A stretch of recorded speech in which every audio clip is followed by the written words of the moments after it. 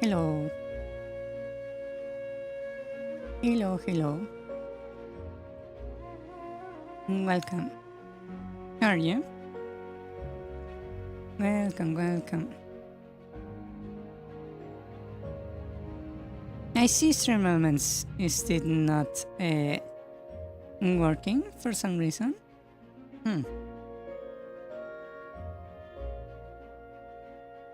The TTS is not responding.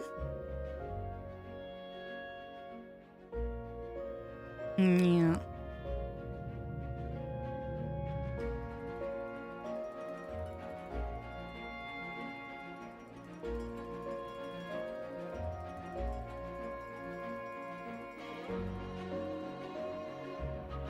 Wow.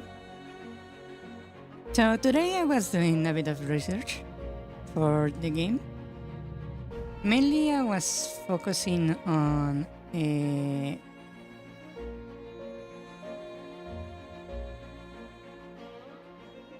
basically the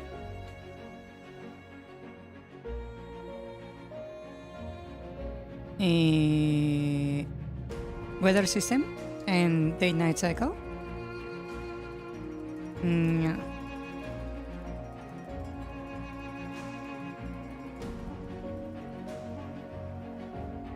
Yeah, I was doing a bit of research on how to implement it. And let's just say it looks that is significantly more complicated than I thought I would be. Well, it can be very complicated and it can be very simple. There are some games that just basically change the colors in the screen and that's it. Yeah. If you want to use shadows, yeah, that would make things way harder. Yes. Yeah.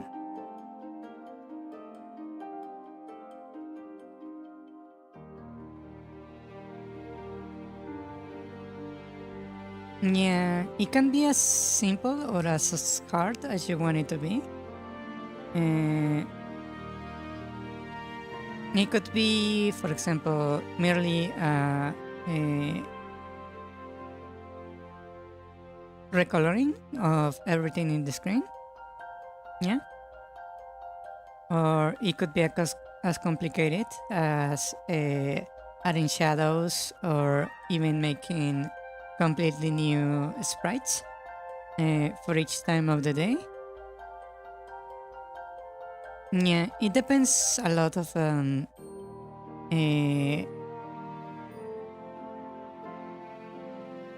what you're hoping to make and how far you are willing to take it. Yeah.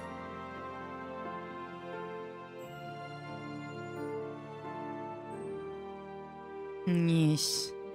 Let me check what's wrong with the TTS.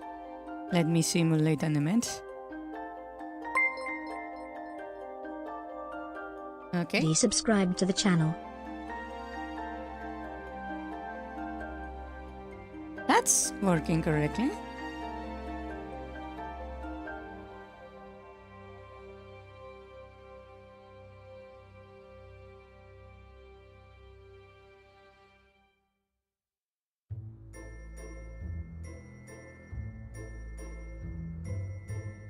Oh. Yeah, so I was doing a bit of research and I'm not sure how I'm going to implement it, but I'm planning of adding data cycle and a bit of weather effects. At least storm weather and such. Yeah.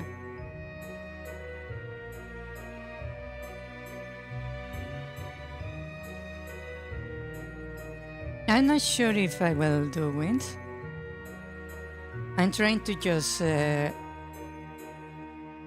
keep it tame, mainly because I don't want to do it do too much and distance myself too much from the original game from Zelda. Yeah. I want to implement enough stuff that I can tell the story I want to tell. Yeah. That's my idea right now.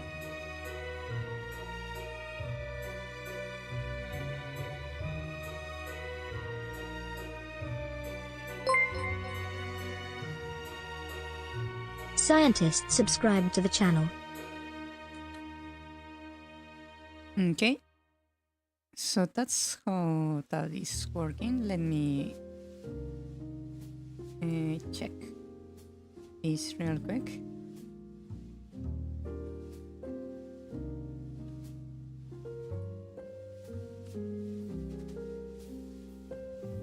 Elements, capability to speech, voice, that's correct, and text. That's the text with the key API token. That looks correct. Let me try something real quick to check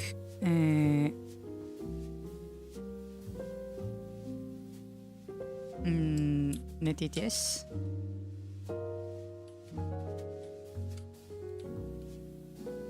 The night cycle check according to the story, or will be a separate thing? I'm planning to have certain events only happen on specific times of the day.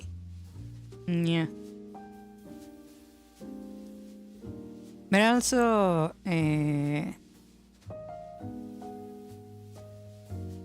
since I want to tell a story, I'm going to make the passing of time kinda real, but not real. I don't know if you get me. I'm going to set the time, the passage of time, to be slow enough so you cannot tell if the time is progressing normally or is stuck in a specific time until you trigger a specific thing. Yeah.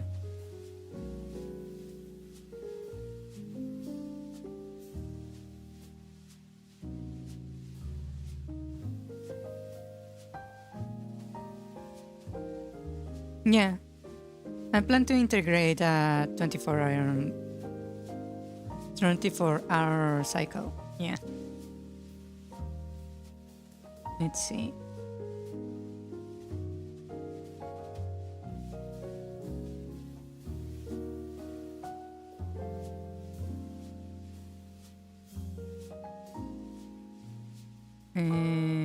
That didn't trigger for some reason.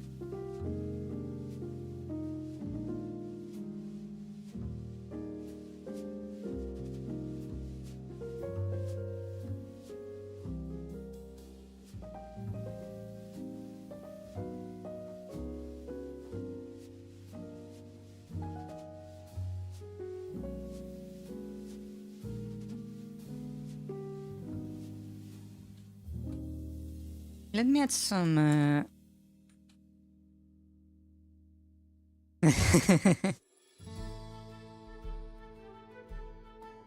we'll see if you manage to mess up with it, because as you know, I am famous for implementing hidden features unintentionally that not even I know about.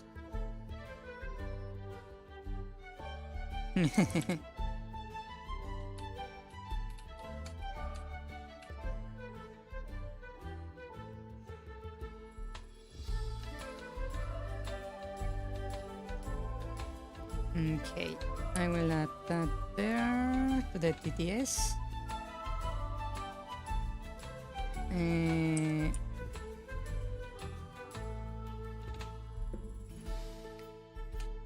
TTS cancel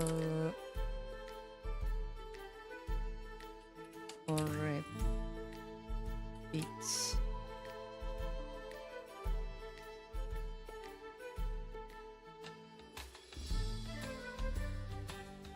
Oh, you mean to make it sudden?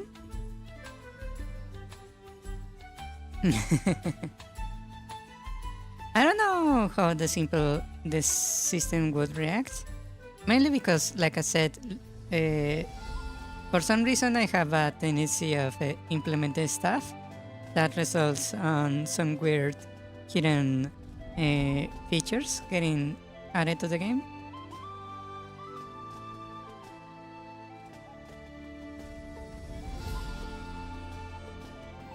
Oh, I see. You mean when I trigger a cutscene, you prosperously try to mess with the time by waiting for the time to change?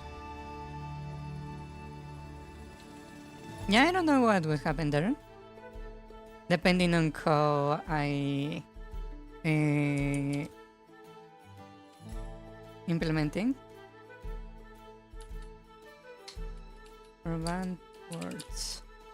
I'm just sending messages here and there, so I know why is this thing not working.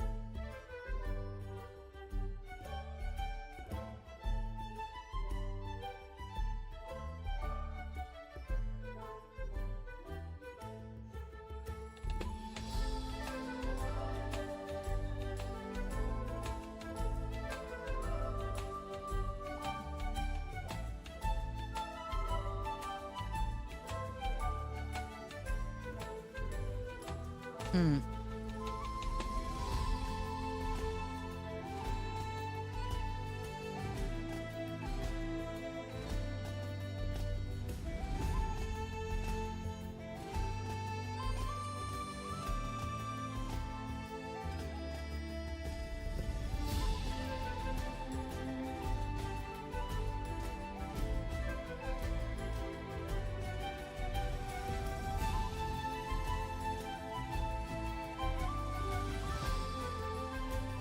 Okay.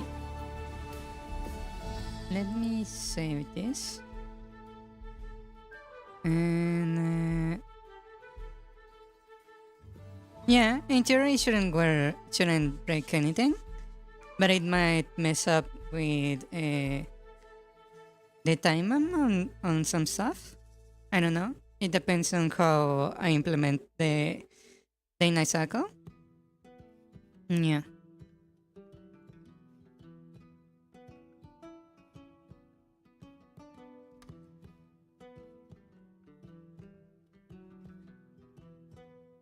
Let's see. Now I need to test TTS and test.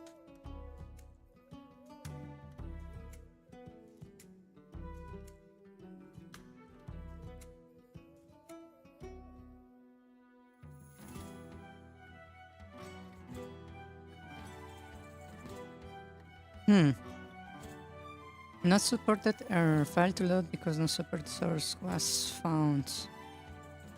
No supported source.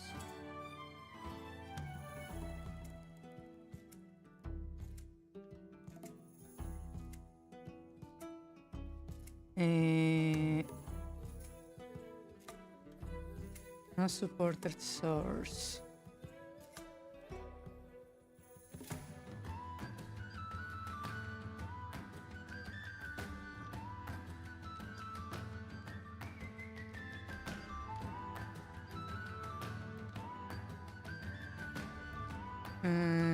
Let's see.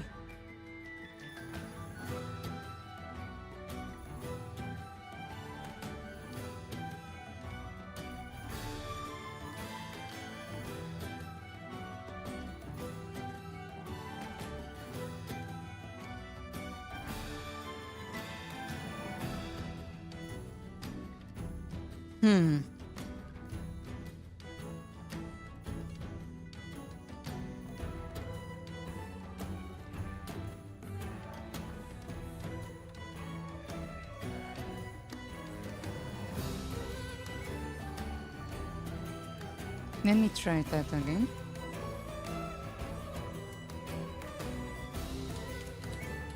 Why is this not responding correctly? Did that trigger? Yeah, that did trigger. But I didn't really get anywhere. Huh. That's weird. I feel like they changed something somewhere in the API.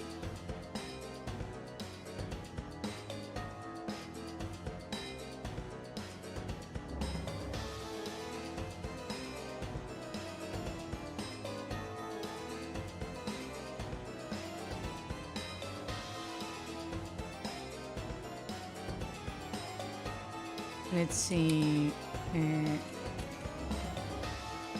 Preview.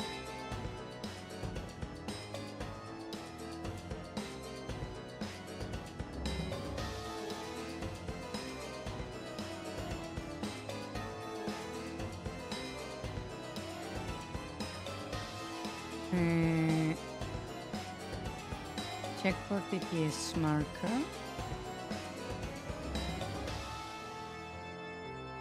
TTS marker. Let me add console.log.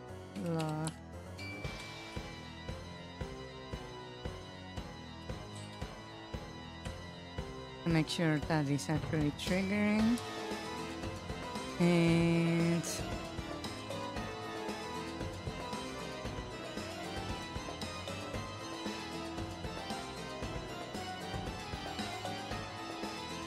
let's call the marker check.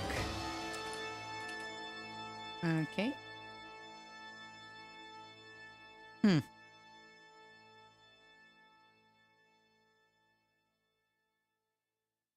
Okay, that should be working right there. We have this. Split on commas, filter, voices, evolve, user voices, and reality, console log, catch E.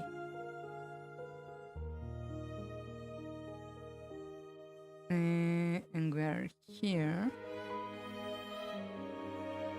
Cast links, okay. Global is enabled for everybody.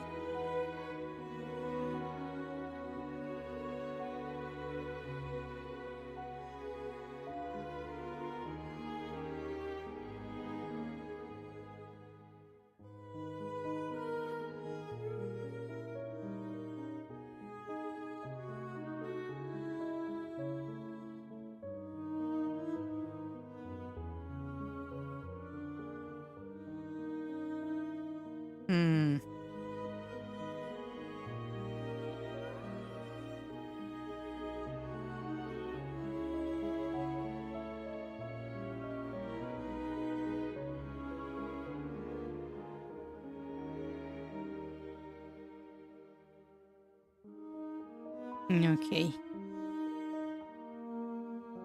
You saw the final boss on the DLC?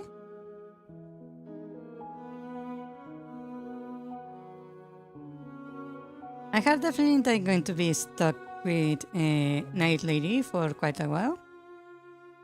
For sure.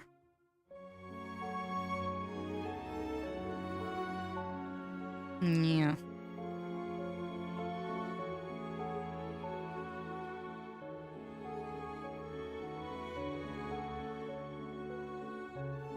Yeah. Yes, please don't spoil me on that stuff. Let's see. What do we get here?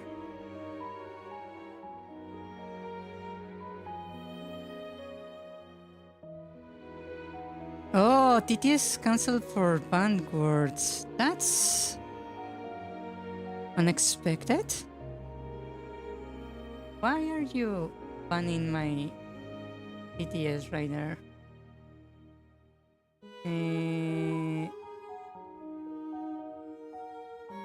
Skip command. Skip broadcaster. Raid everybody. User TTS. Fields.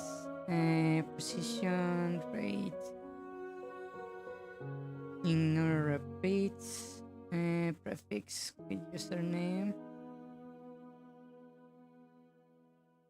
Yeah, that's something very weird. Huh.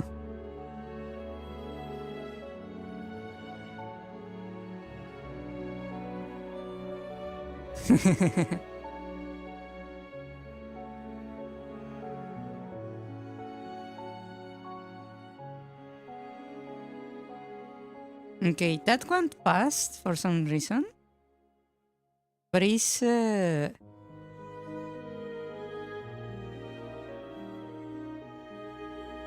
I didn't actually say it. Huh.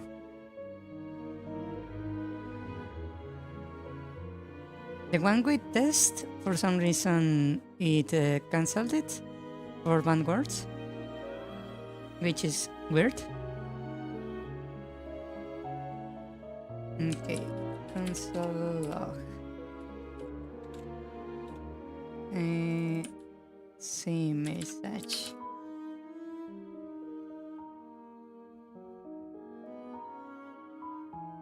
Yeah. That also passed. It's just not saying it for some reason.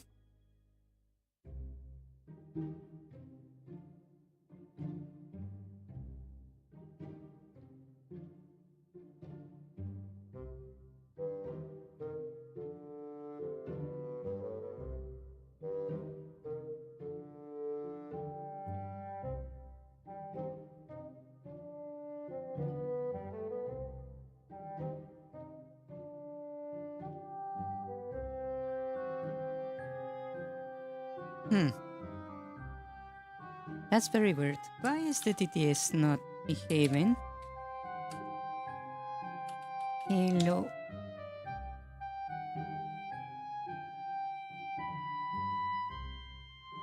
Let's see. TTS, please respond.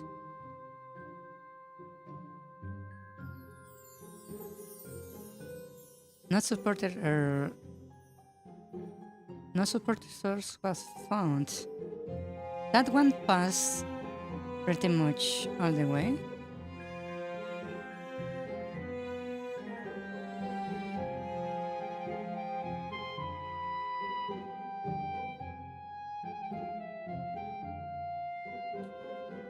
Huh.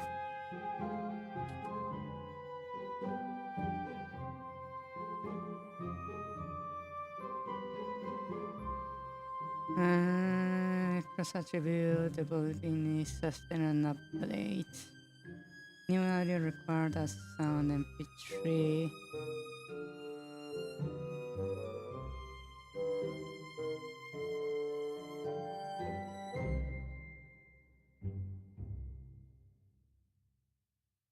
Huh.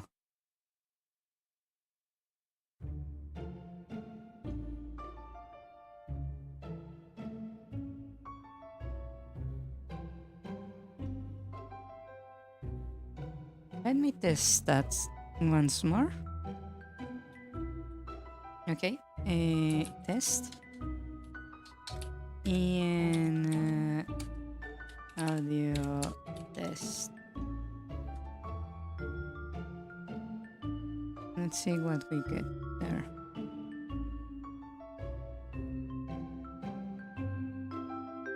I should be saying the phrase to check for the markers were true, but it didn't play it. Huh.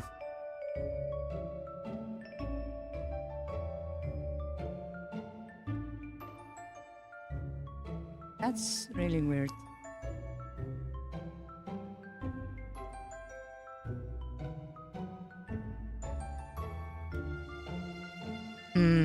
It seems like the function I'm using to call the audio to be played is not working correctly for some reason.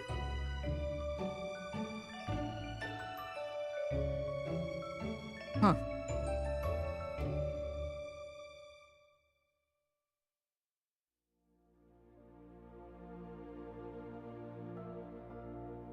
Yeah, I think they might have changed how the API works.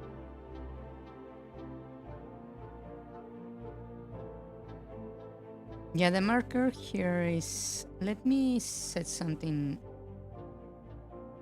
Where are you?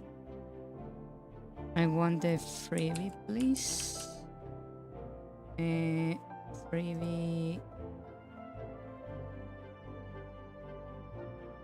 I'm going to set the freebie to true, so all messages are played. Let me check it. What happens if I do this? Okay. And then I just say something.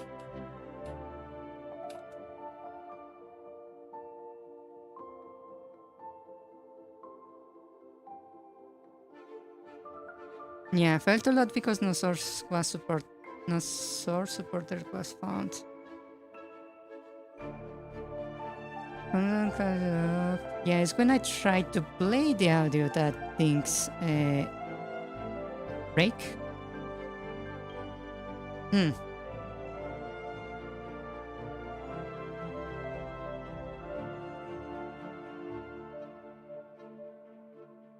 Because no supported source was found. Okay, let me check if we are having an issue with the API or something. Console log.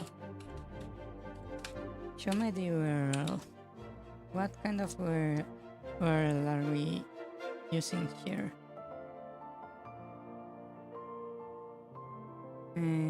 Let's see.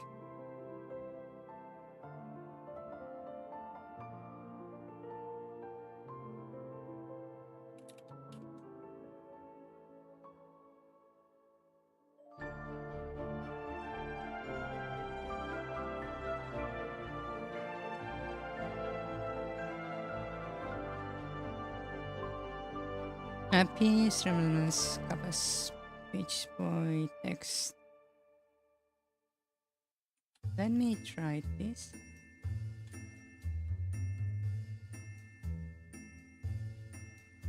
The audio is there, so the API is working correctly. The issue is with the audio player. The audio player is not actually playing as before. Huh.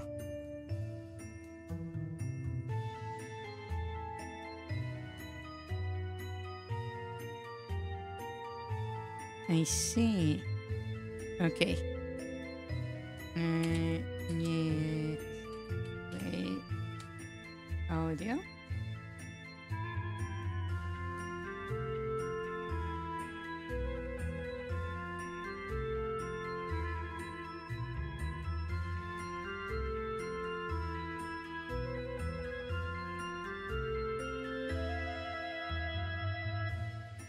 Okay, maybe it's because I'm missing the HTTP.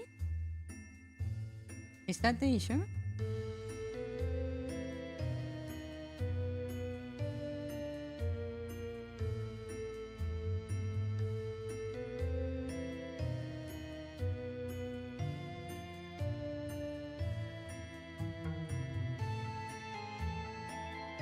I keep hitting Control Save, Control S whenever I want to test stuff. Hello.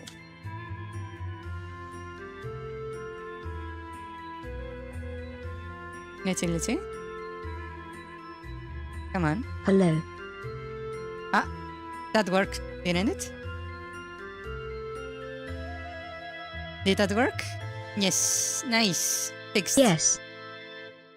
Okay, now let me just disable the read every message before things get out of hand. Privy, where are you? Okay. There we go. Oi, oh ah, ding dang, walla walla bang bang.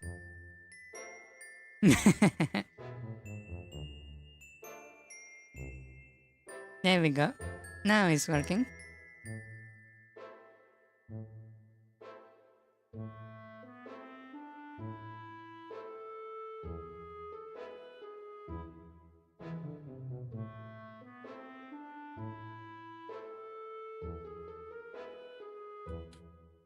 Let me quickly fix the other screens before I forget. Since now we know what the issue is.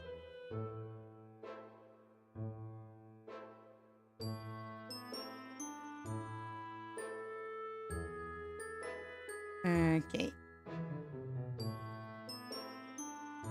Yeah. Now we can continue not using TTS at all.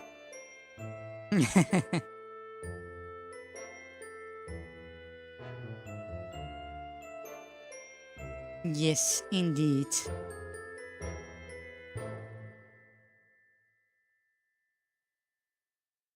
Okay, TTS is back in action.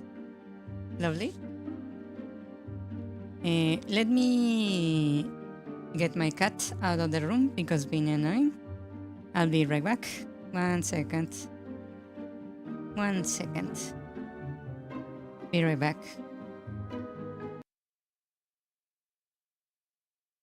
Ah, wait, that's the music.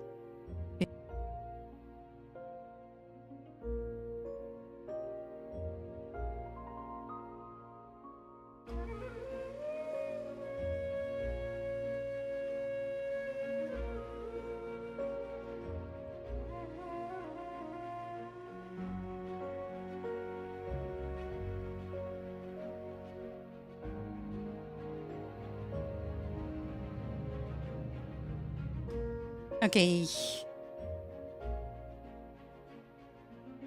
Can you tell my mute music button is right next to mute mic button? Yes. Okay. So we're good with that. Let's do a bit of Russian roulette real quick. Yeah. Let's see what we get today. Ah. It's a pumping helmet.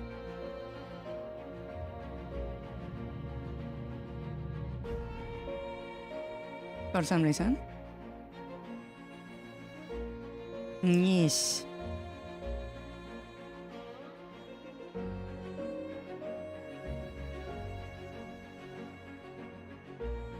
Okay, let's see what's the name of this item.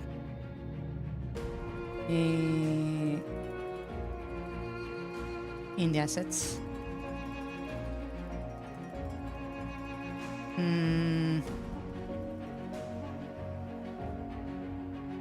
Where are you? There it is. It's literally called a pumpkin helmet. Yeah. Yeah, I would prefer watermelon, to tell your truth. Okay, let's switch to the development room. Hello. Yup. Test. Hello. Test. Test. Pumpkin helmet. Test. Potato. La cucaracha. Pão de batata. Hello. Audio test. Oi. Oh ah. Ding dang. Walla walla bang bang.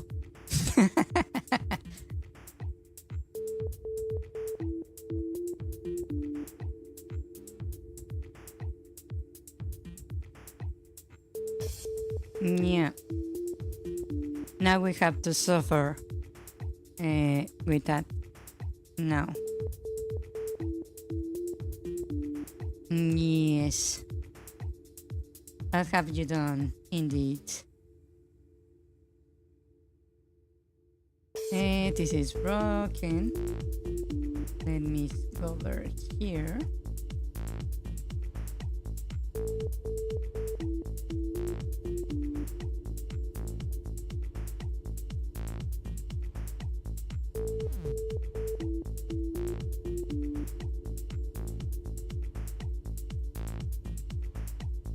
Okay, and just let me do this real quick and move this over here. And now let's fix the window real quick. Game maker filters, kill that. And let's trigger my script again. Someday I need to fix that script. And let's check if this is working. Okay. Nice. So, today we need to fix the bumps. Yeah.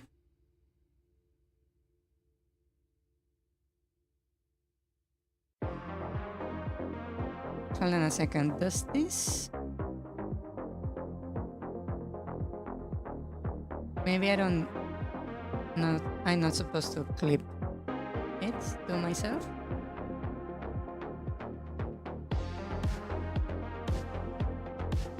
Oh, look. You actually are not supposed to clip it to the model. I see, I see. That looks way better.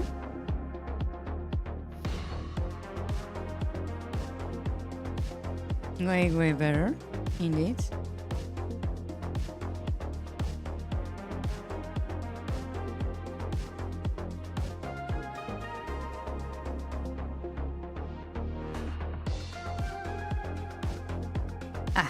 Okay, so we were working on the bumps, right? Last time the issue we were having was that the bumps were not evolving when we dropped them. Right? So if we drop one, that's the default bump. If I hold it for long enough, it doesn't trigger the second phase. And just the same, the third phase doesn't trigger either. Right? That's the current issue. So, I believe the issue was what exactly? Keyhole was being used correctly, I believe. Now that I move the value to the correct spot.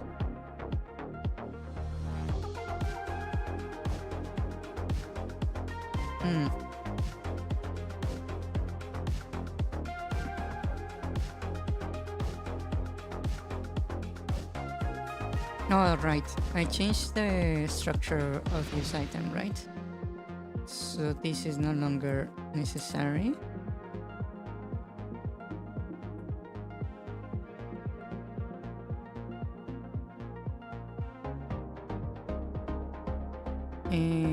We're using keyhole right there. At the end, I want to set keyhole to 0 for this one. So I don't need to use this.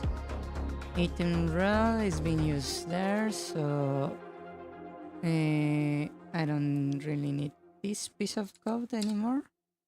Just use item, which simplifies the code quite a bit. So we're using the bump, we're checking the UI, checking if we have bumps, and then we check the level right here. And the issue was that the sprite was not being set correctly, right?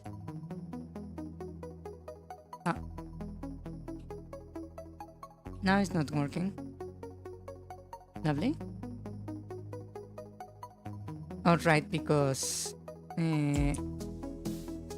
we don't need to trigger on key release. Oops.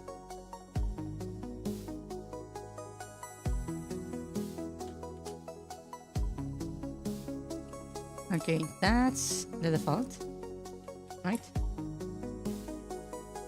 That's the other one. Reference sprite 14. Reference sprite 15. So it's actually doing the correct reference for the sprite right here.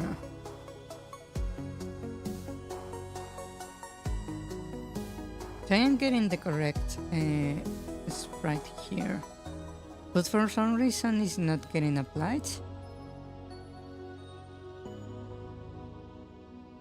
Oh, I see. This is the issue. I was missing calling the instance. So that should fix the issue.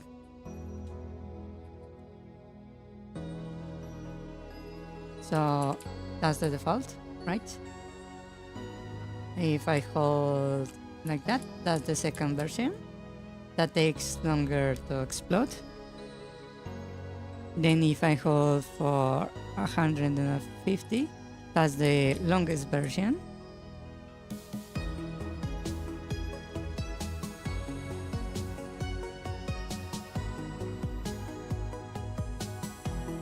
Right? So that's second, that's first. And this is the longest. The second and the original.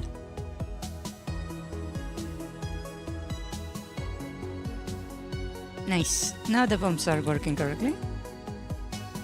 Yes.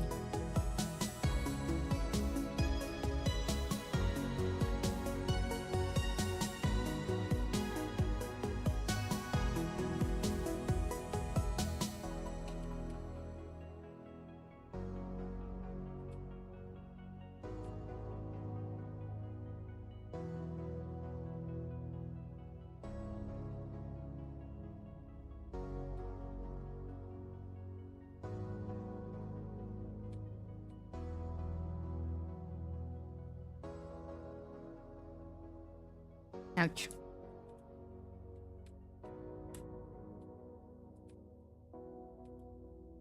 Nice.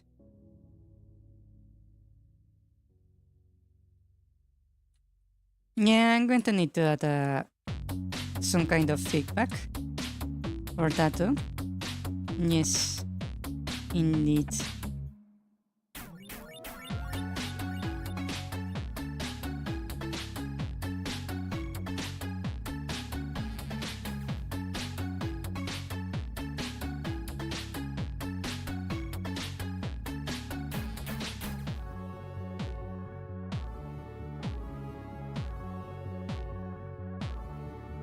Then again, I also need to add a feedback when you pick up the hearts. There is no feedback. Also. Ah? Did you notice that? The attacks refresh the animation. Huh. It's resetting. That's something I didn't notice before. Let me check. What's happening here? So basically I'm triggering the on hit, right? That's the player.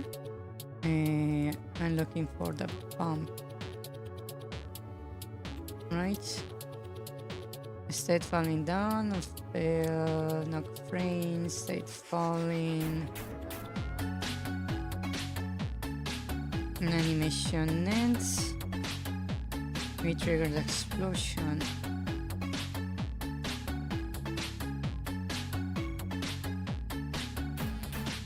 Is it maybe a feature of the attack script that is restarting the animation somewhere?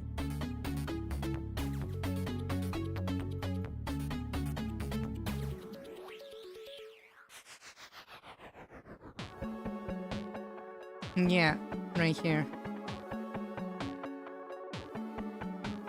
Image index equals to 0.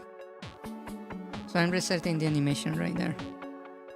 Why was I researching the animation here?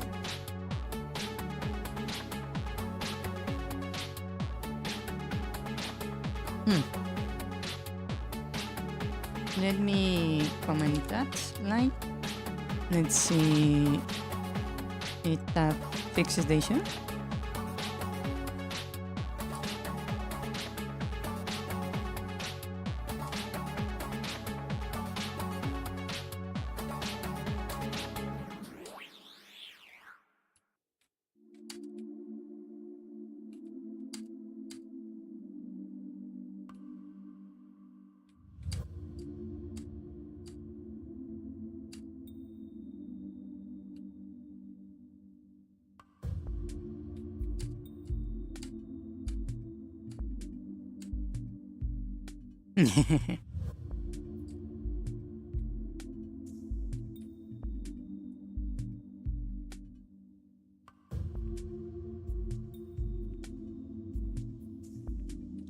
Probably to start the animation. That could be it. Let me give it a try. Expose myself to that.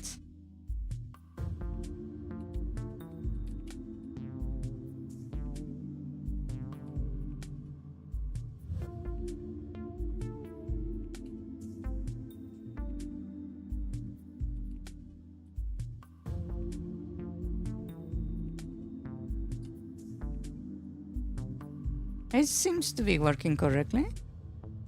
I don't know why I had that there.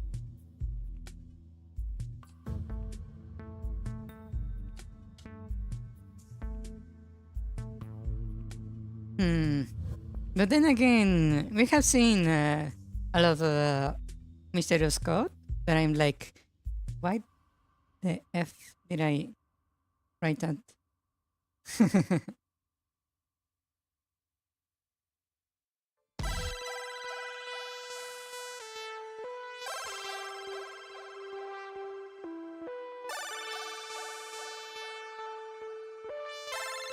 Yeah, if it's there for a reason. The question is, I don't know the reason. So for now, I will leave it. I'm going to leave it as a comment. If I see issues happening, I can check this to see if I remember why I wrote that. I'm just going to set here commented because it was setting animations on it.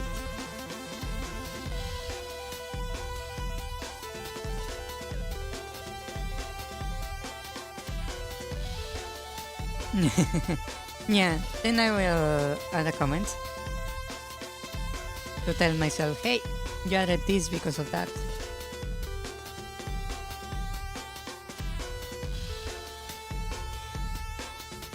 Yeah.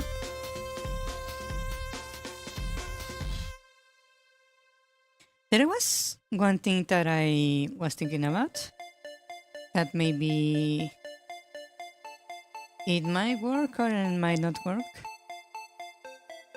Yeah. Hello. Welcome, Sliden. Hello. Hello.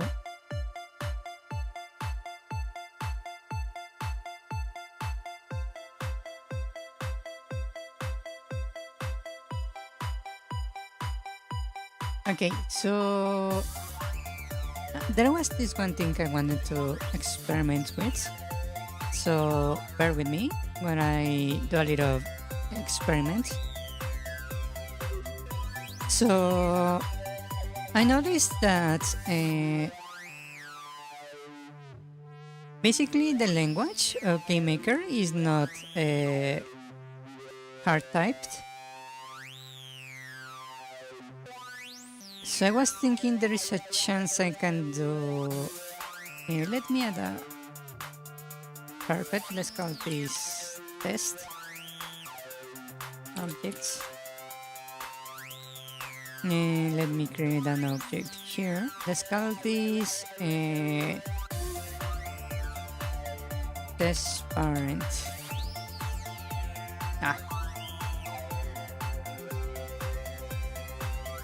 Test underscore parent. Okay, so we have a test parent, right? So let's say I have a function. Let's call this function test function, just because, right? Without the parent, please. And I'm going to leave it blank like this, right? So we know the parent has this function that does basically nothing, right? what happens if I make an object? Let's call this test child. That's not how you write child, but whatever. And we define the parent as test parent. So basically, test child now has the test function inside, right? Inherit from the parent. What if I have a third object?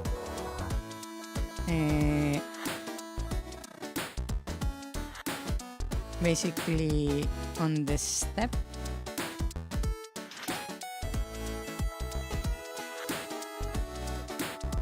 Going to access test child, and what it's going to do is something very simple.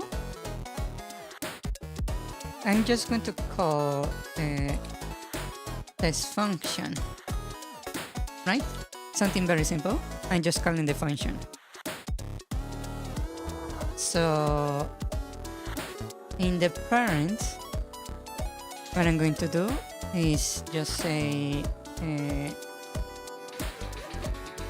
draw text on room weight over to room height over to, basically on the center of the screen, right? And the text is going to be parent, because it's the function for a parent, right? Now, this function is being inherited to the child, right? So it says the exact same thing, right? But what if I instead here say overwrite, and then I just say this function, basically with the exact same name, but I just say child. What happens then? Right? Wait, I need to add the object to the room. Let's add it to the test room right here. So I'll add this, the parent and child, right? So yeah, if I enter here, there is nothing. Huh. That's odd. Ouch.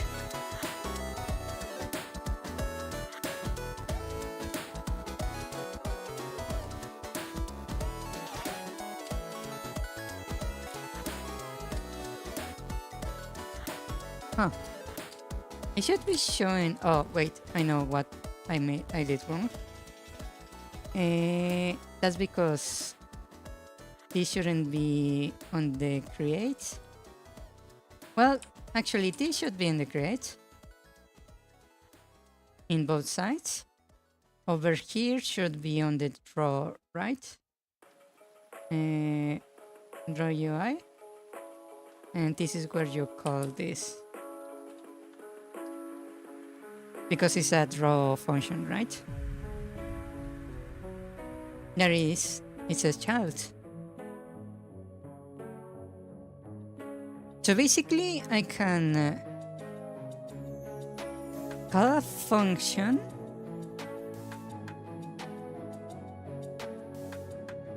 I'm basically doing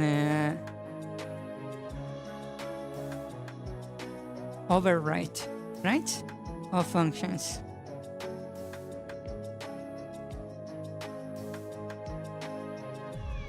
Huh.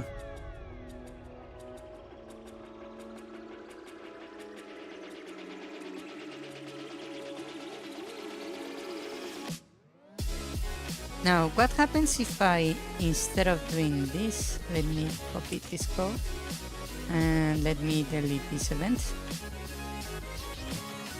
I say instead of override, I want to inherit, and then I add my own child function with the same name. What happens there? It still says child. Huh. And it didn't throw any errors either.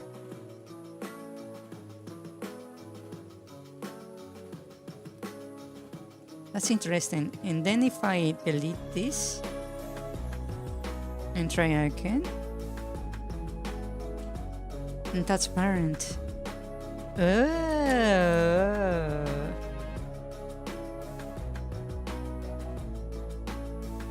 Okay, here is the trick.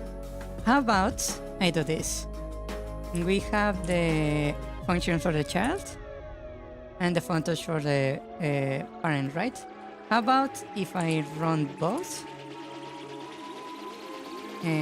Test parent like that, and what I'm going to do is just add I don't know, 50 pixels on Y, please, right there, just so they are not overlapping. Theoretically, both should run, right? There they are. Huh. Interesting. Ouch.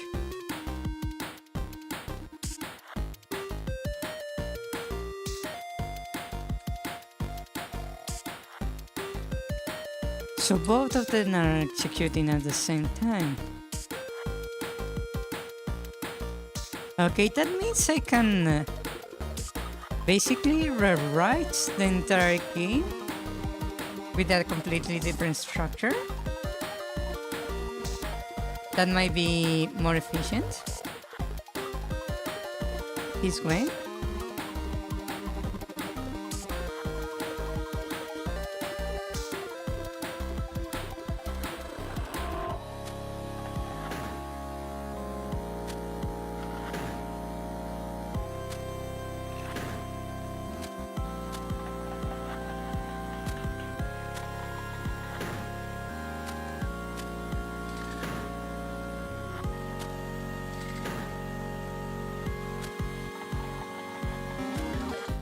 Huh.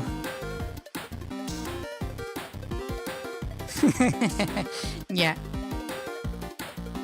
But that means I will be rewriting everything I did so far in the game by using this structure. Because there is no such thing as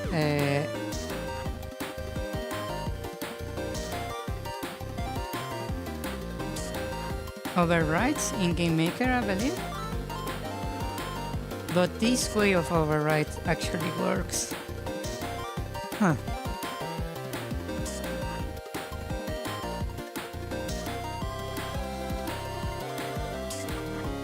Huh. So that means I could basically create a function that is basically called a function damage, like this, and run whatever happens when you receive damage right there, and then call another function on attack and work it that way. If you can, and you get what I'm checking, putting down.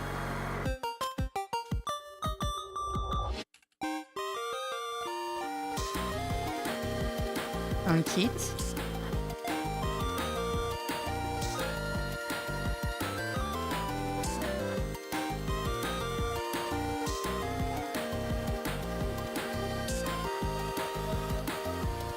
Right? I could restructure the whole game like this.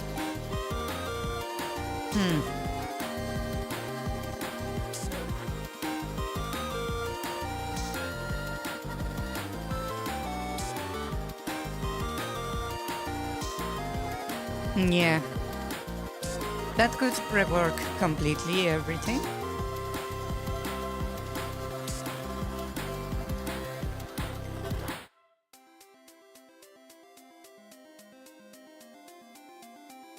Huh.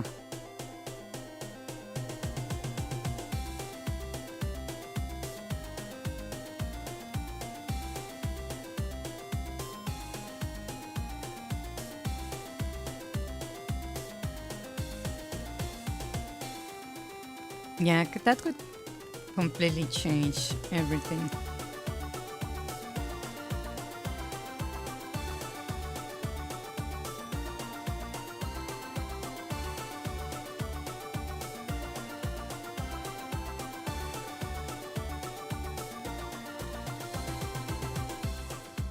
Ah, but that means I need to rewrite the entire game. Ah.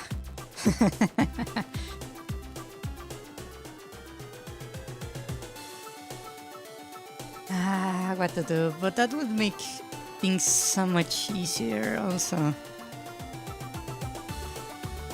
Hmm.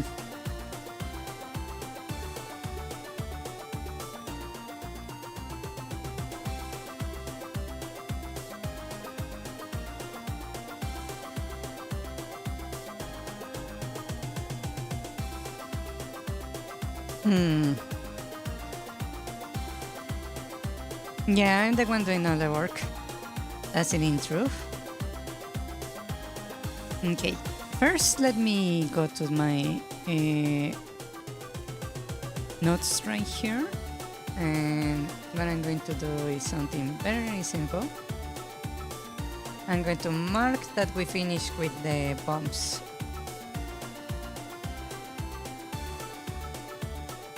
Because the functionality is there, it's just we don't have the pickup animation or the notice that the bomb change level. Yeah.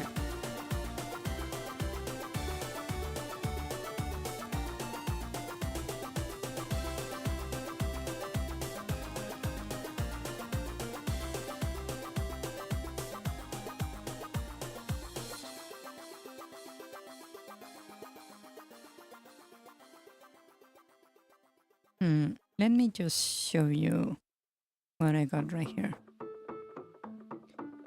So, basically we have finished the parry for bullets and bombs. We implemented beam attack for the sword, right?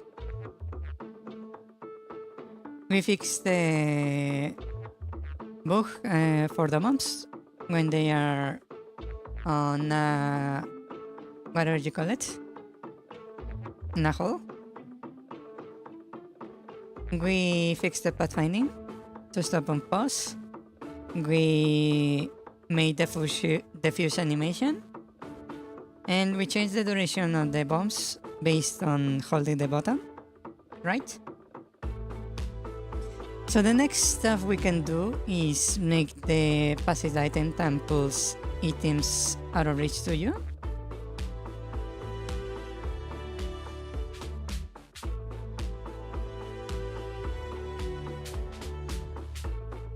Yeah.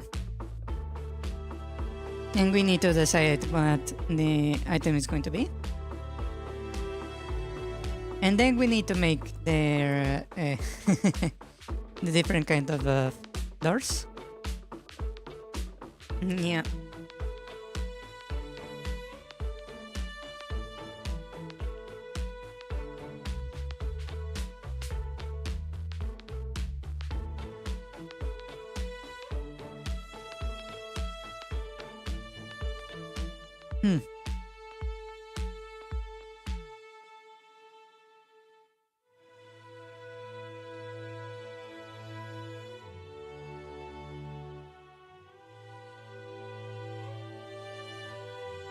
Hopping with keys probably the most pressing one.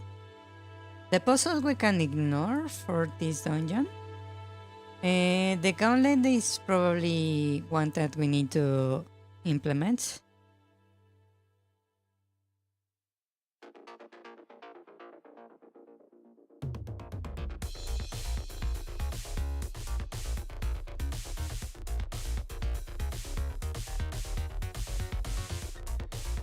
Hmm. The switch is not that hard, yeah. Then again, we have not really checked on the doors for a while.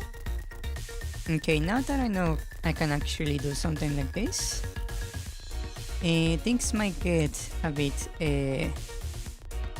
weird with the coding.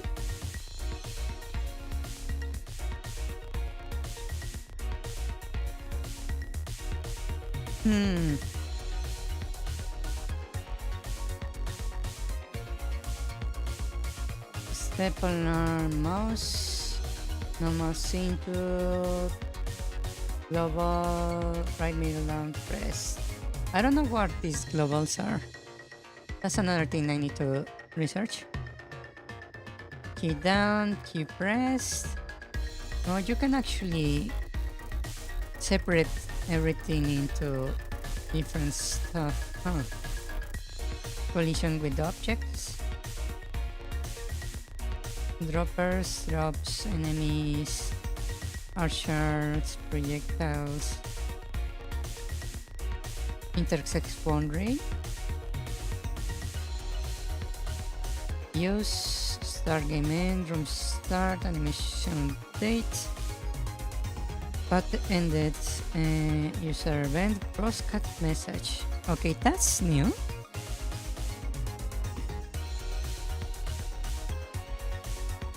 Yeah, programming is basically black magic. Wallpaper subscription data? What is this for? Huh? What the actual F? Wallpaper subscription data? Huh? Asynchronous, audio playback end, audio recording, cloud dialog, HTTP, in-app purchase. Of course, there is in-app purchase. Image loaded, networking, push notifications, save and loads. Social Steam. We have a Steam. What is Steam? It's just another event. Huh.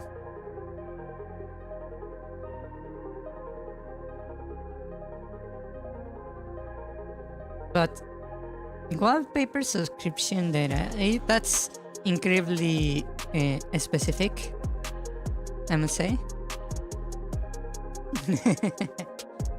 Broadcast message is one of the things I'm interested in. Can I hit F1 to find more?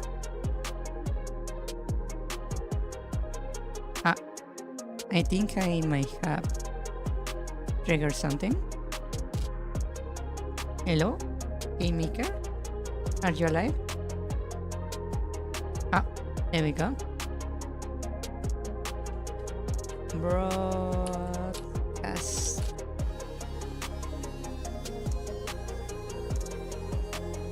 Broadcast message movements.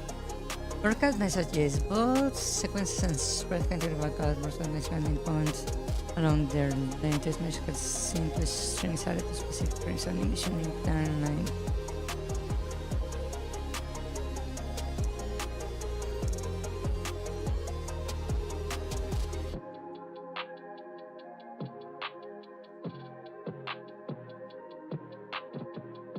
You have some code that will parse and react accordingly.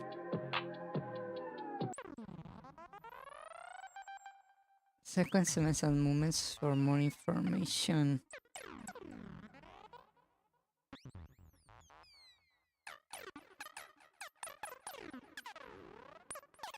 Huh. It's weird that it's connected to the animations instead of anything else. I thought it was going to be some kind of a built-in event system, but it's just for animations from what it looks like.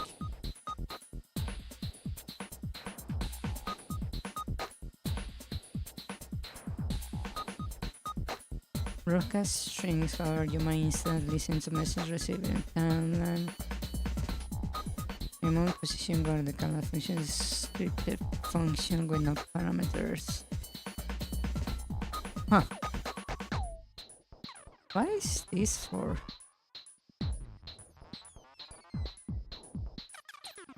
Sequences? Sequence editor. Canvas toolbox, canvas view, orientation, keyframe.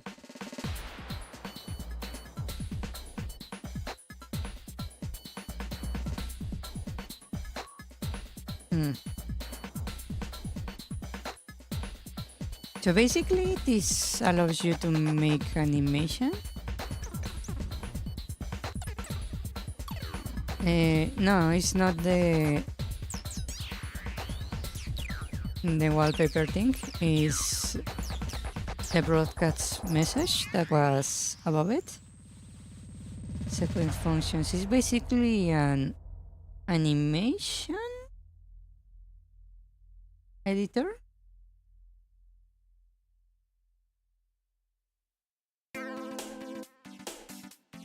Huh.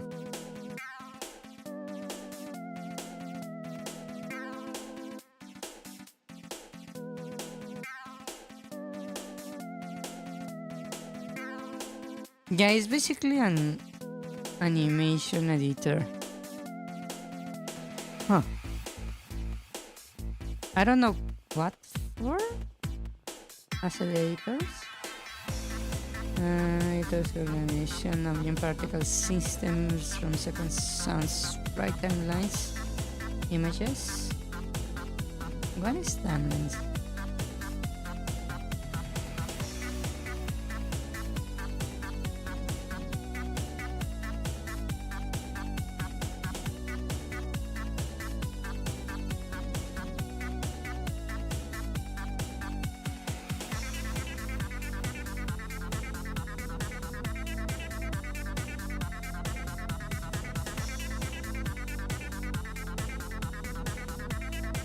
Huh.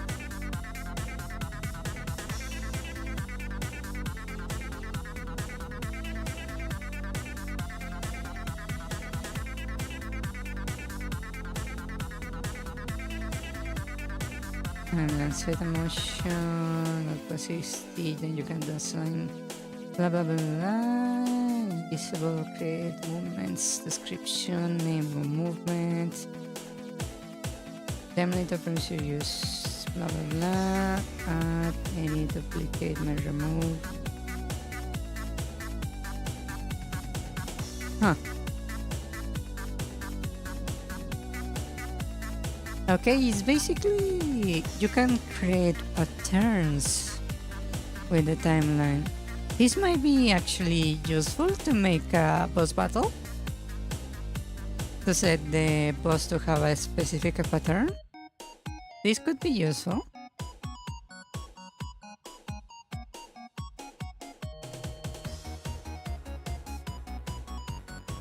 Yeah, I need to check it out. The timeline. Yeah, basically you can make patterns with this thing.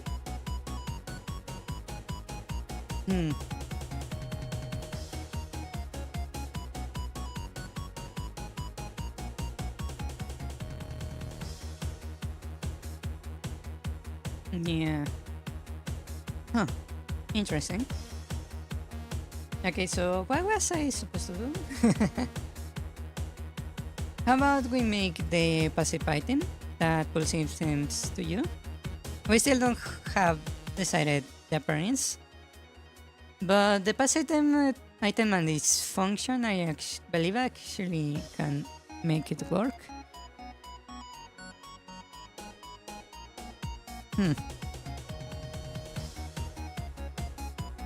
Let's see. So basically the function is a thing in the player, right?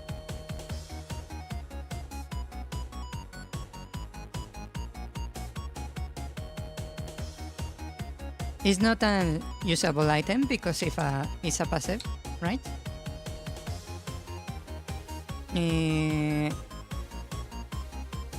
Function passive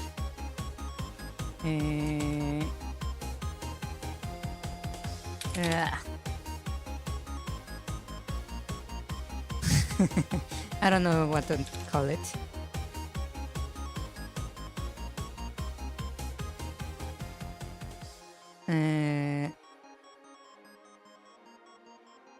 What would you name an item that attracts drops to you to pick up? I don't want to call it magnets. I want to call it something else. Just because I want this to be a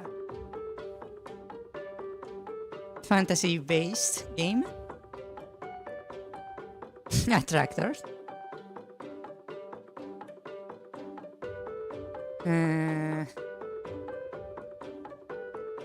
Vacuum doesn't really work because that implies I need to make an animation for the vacuum.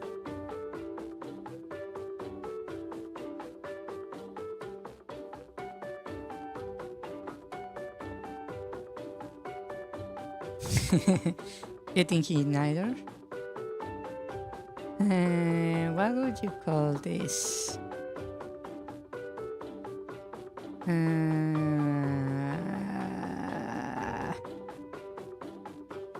What name would be nice?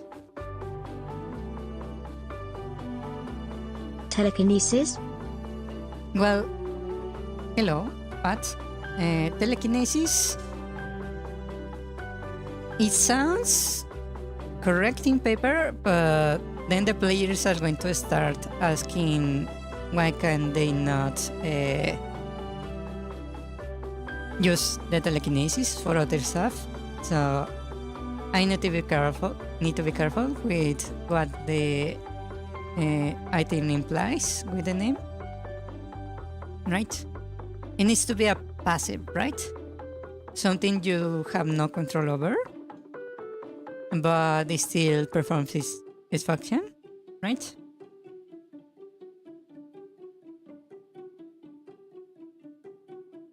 Solo's a very greedy person. Now that sounds like something I don't want.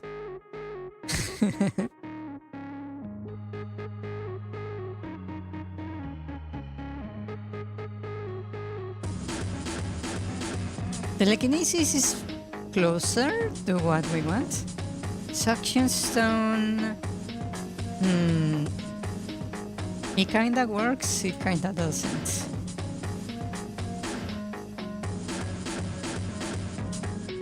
A curse item that belong to a very greedy person. That's better, but that name is a bit too long.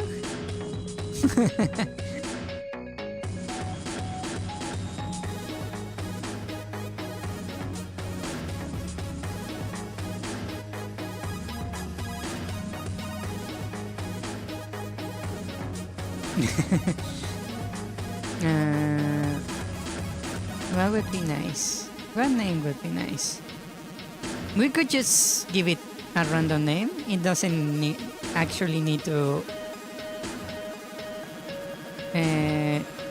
mean anything.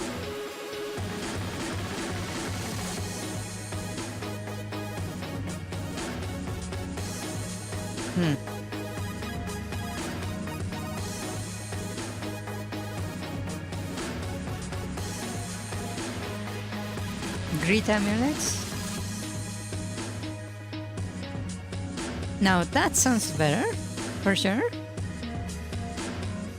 The only reason I don't like it is because greed kinda has negative connotations. But Great Amulet does work, actually, quite well.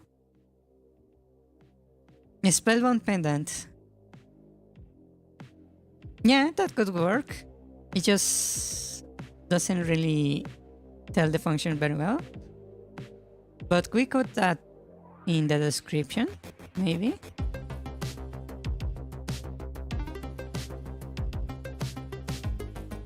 Hmm.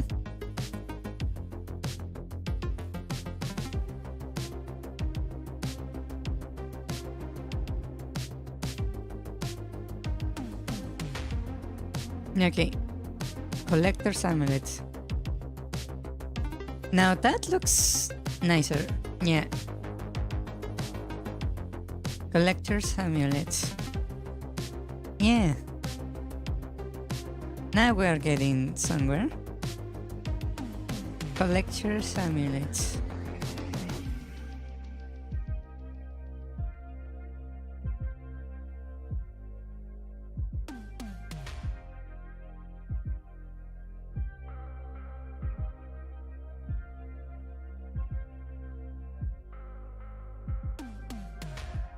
Yeah, I like that one a lot.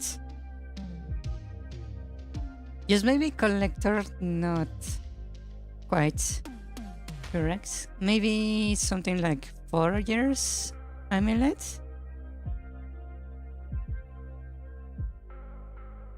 Looter's amulet? Treasure seekers?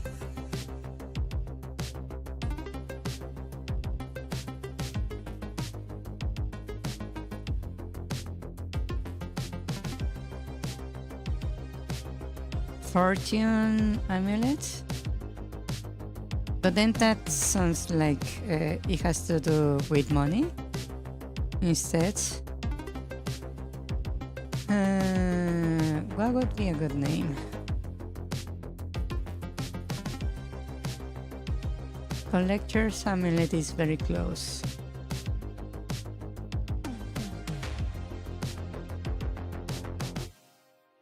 Then it would be extremely funny if I literally call it a curse item that belonged to a very greedy person. Gatherer's amulet. No, that sounds pretty good. Yeah, I think that's good.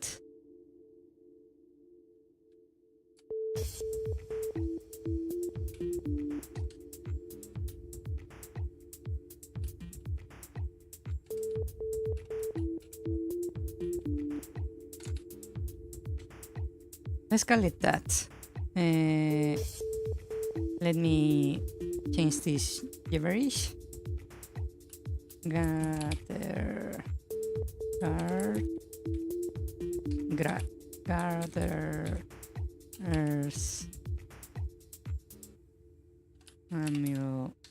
What? Okay. And this is going to be very simple. Gatherers with a R. I don't know how to write that word, so.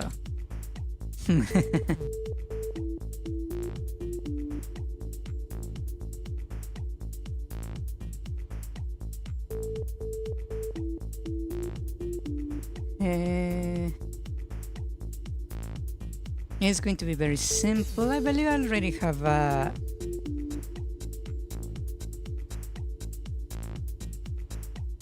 script for the bombs to trigger, right? You know the step?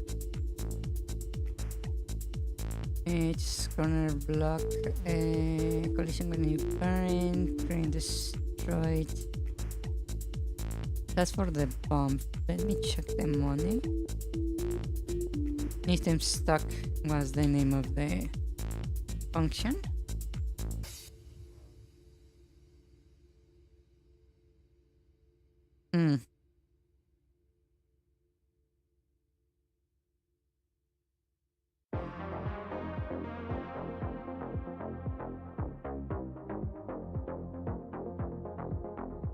Okay, so let's see if this works. I'm not sure if this is going to work as I envisioned this. So let's see. I'm going to say quit parent do I not have a drop parent? What's the drop parent? Parent? I don't have a drop parent. Oh. I haven't realized that before, that I don't have a drop point.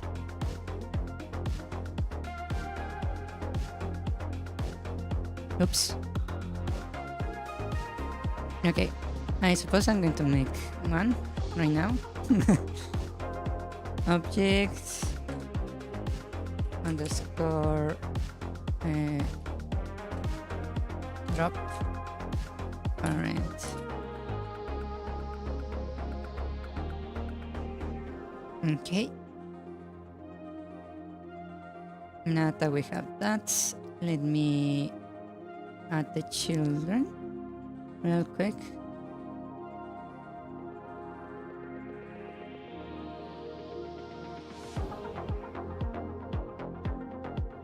A small heart and the key. Right, and let me copy this right here, the item stack, just in case. It's on step. Item step, what it does basically is, if we are in a collision with terrain, we move towards the player. That's basically it. Also, this validation shouldn't be happening if we are not stuck, so let's move that in here.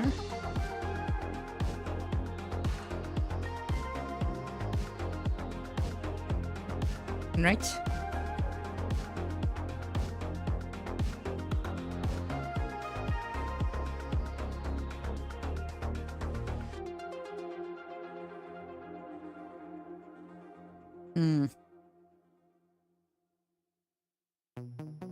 And since this is supposed to be exclusive to the drops,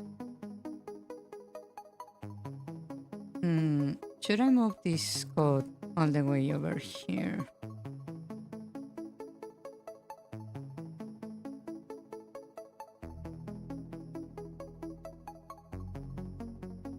Will that be helpful?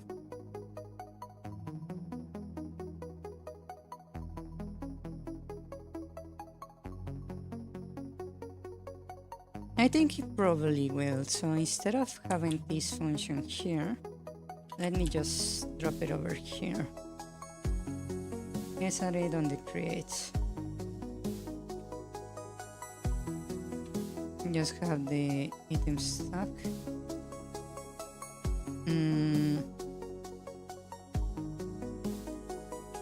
Function.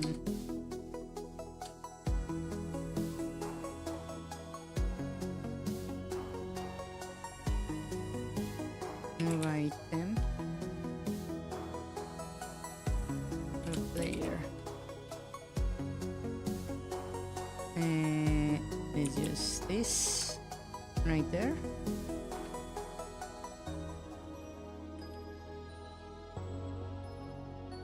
And we will just move this over here.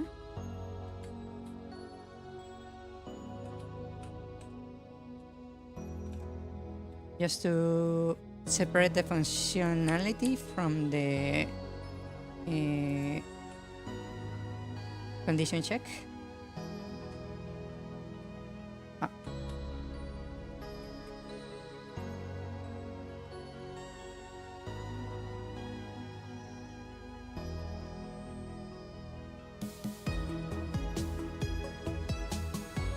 Okay, so that should work. Now we have this function, move it into player. So what we're going to do is something very interesting. On the player, we have this right here, where we're checking the dropper parent. I'm going to call move towards player when we are within a certain distance, right? I believe there is a distance to object function right there. Next instance and object. Let me check the manual. Function calculate distance from the edge of the bounding box. The nearest instance of the specified.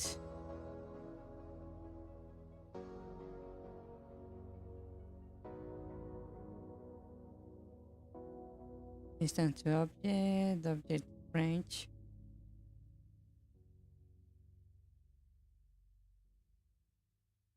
Okay.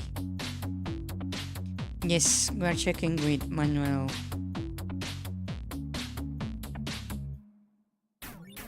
Okay, so it's just like this.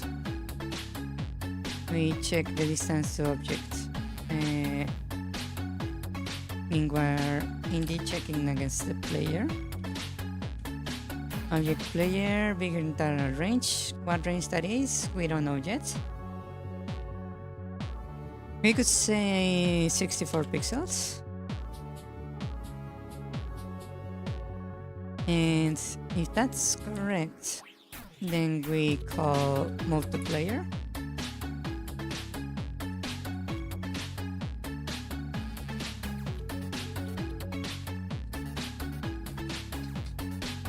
Right?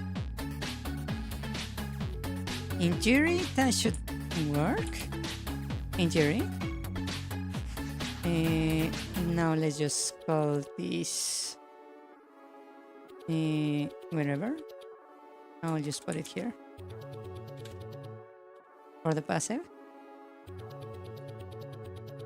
Okay. So let's check it out. Barrel test. Oh, we crashed. That mobile into player is not set. Oh, okay. Whoops. Wait. No, it should be working.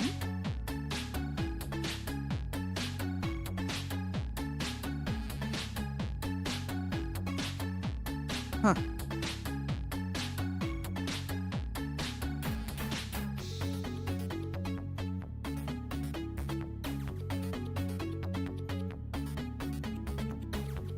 Why is saying this doesn't work? They should be existing in object or parent, right?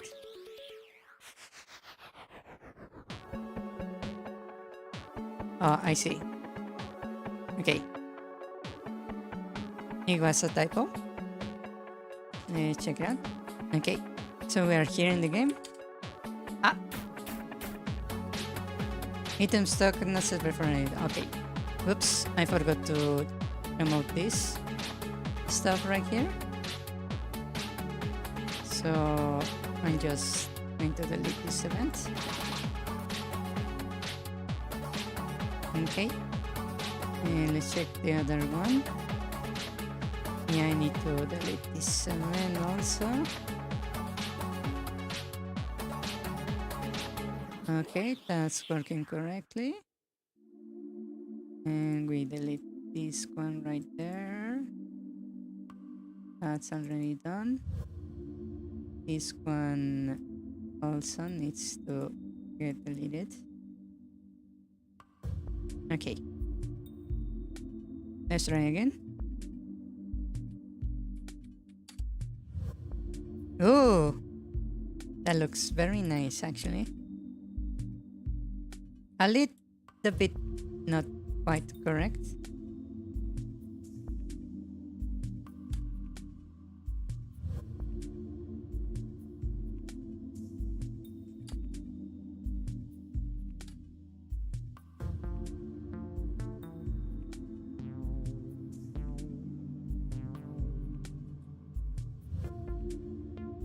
It kinda vibrates a little bit.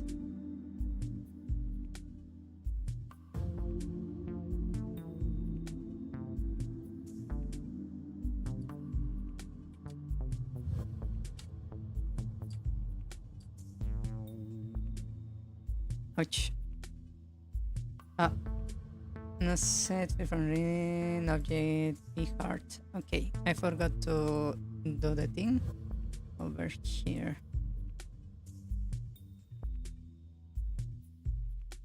Yeah, I have an item limit. That's the issue. Yeah.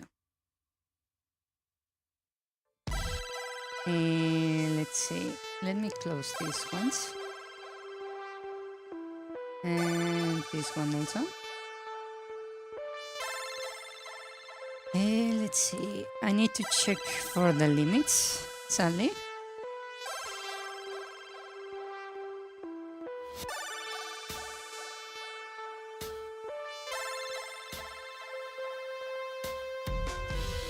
Actually, that is a magnificent idea. So I can do the overrides. That's indeed correct. That's a very good idea. So what I'm going to do is, since we're calling this function right here, I can literally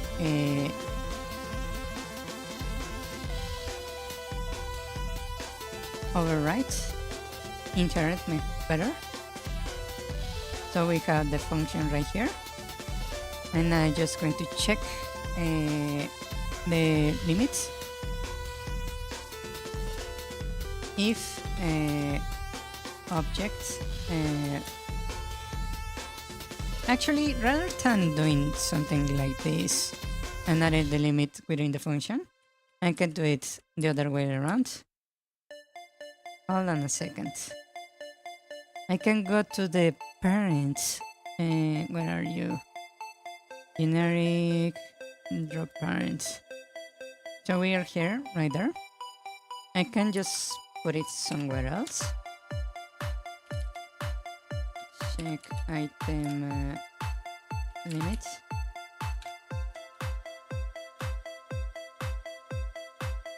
And I can just say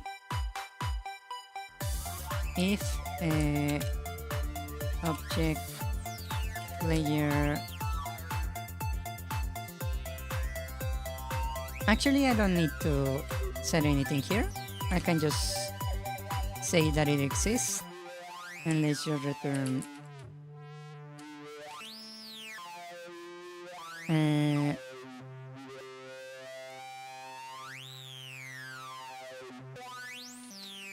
escalate is item limits. Okay, so we are here, and we can just call here the function item limits. If is item limits, we just return, right? And on the bumps, for example, I can just inherence and write the function.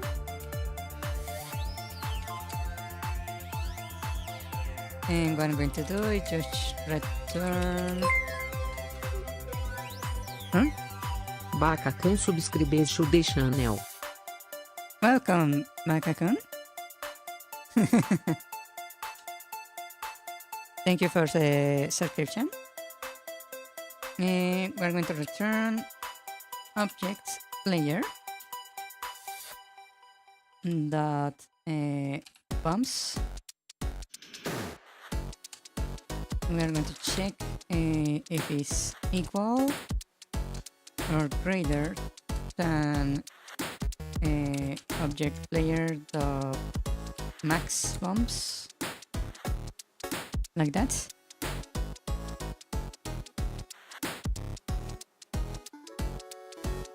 Yeah, in the case of the key, I can just return 0, return false always.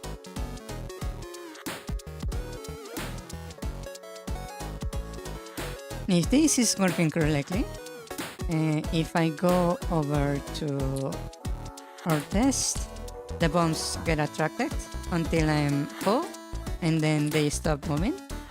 And if I use a bomb, they get attracted again.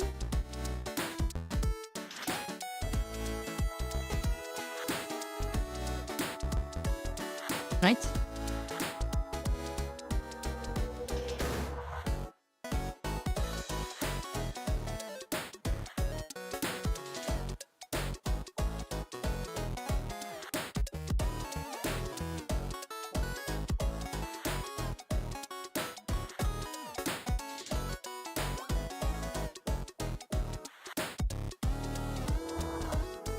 Okay. So I can do the same for the money. Not here, but over here I can just set this and change for money and max money. And we can do the same for the small heart. Inherent. And we say HP against max HP. Right? And for the big heart, we do the same, inherent. And we call this HP also.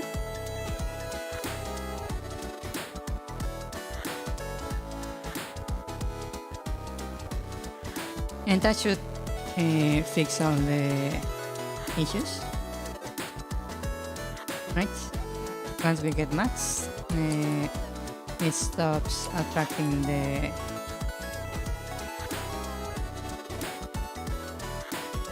stuff.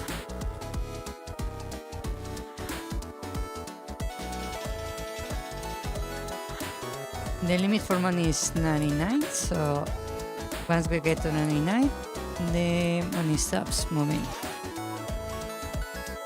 Right?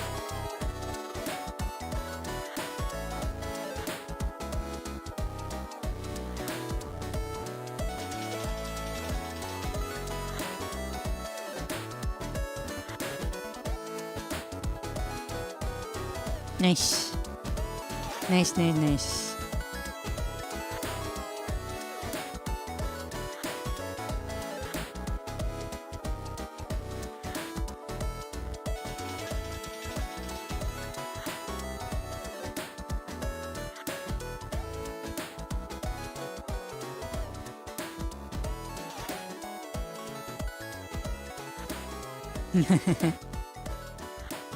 So we have now our little function working that attracts items to player right here, or gathers amulets.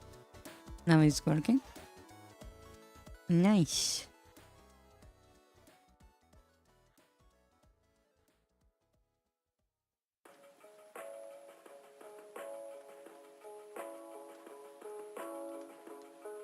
Nice. What's next? Let me put that down in our notes. We have that. We need to decide the item's appearance. How is it going to look like? Should it be literally an amulet? Should it be something else?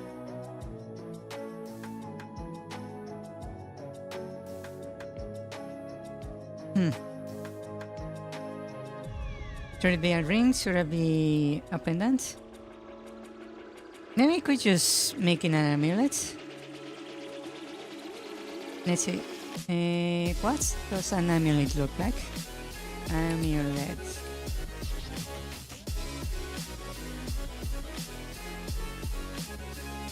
There is a... It's a movie?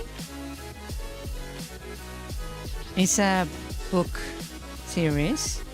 Amulet. These are pendant amulets.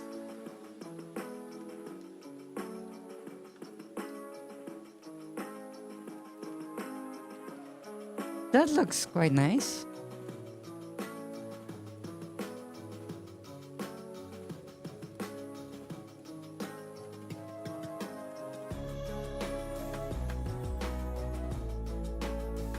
That looks quite nice also. Watch me fumble trying to reproduce this in pixel art.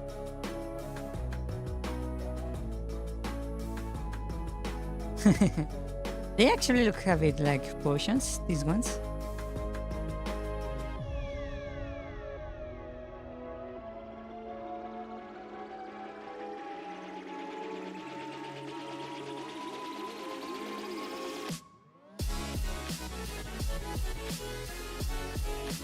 It could be as simple as something like this.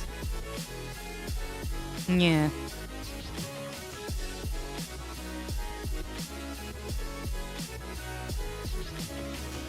What happens if I type gather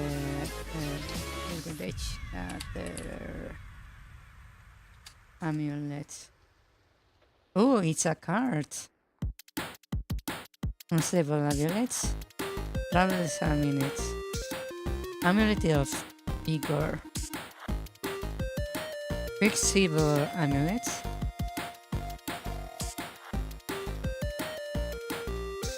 Huh. Tree of Life amulets.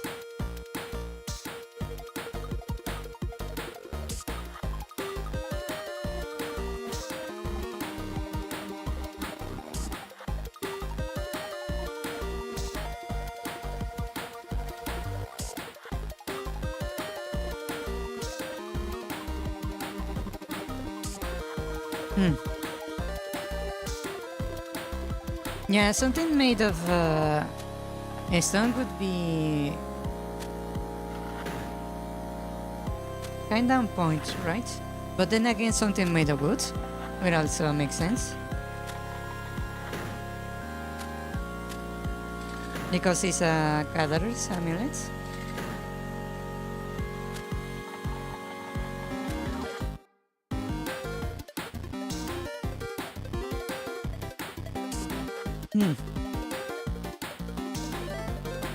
I'm not sure about clay because clay has a propensity to break. Wood seems more like a thing, but then again, an amulet usually is something at least slightly valuable, right? So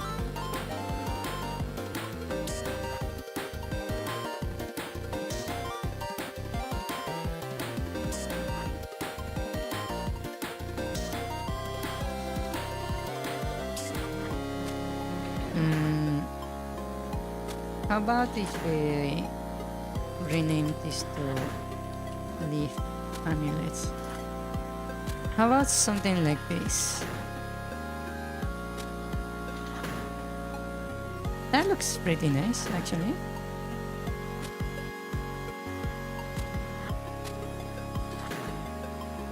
One of these.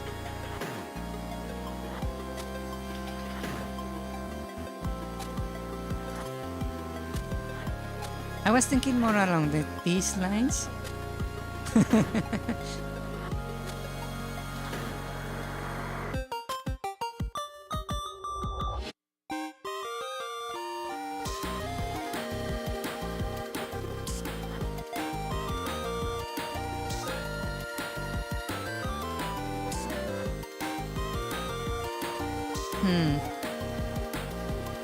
This more than a leaf looks like an excess wing.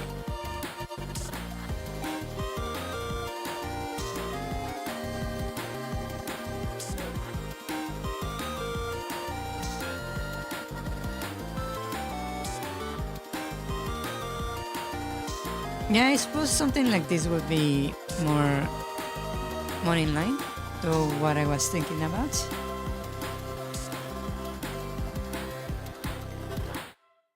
Yeah. A fish.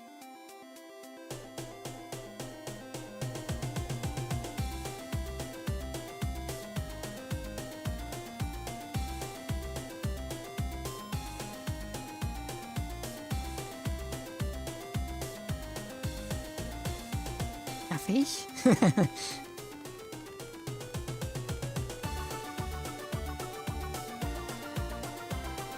I think it would make sense if you find it in the pirate ship.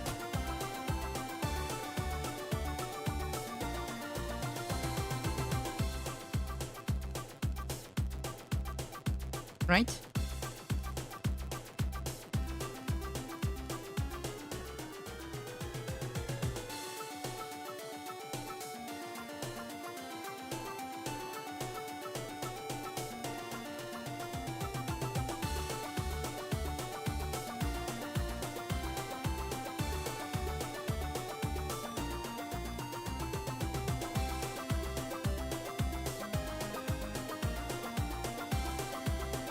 Hmm.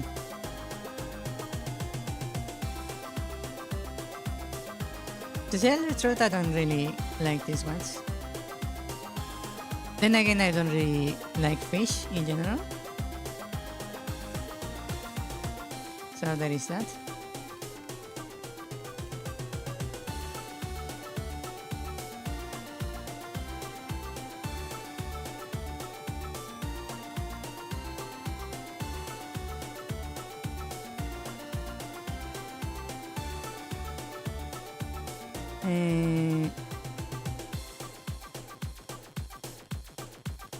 This one looks nice, but it's not that eye-catching as I wish it to be, sadly.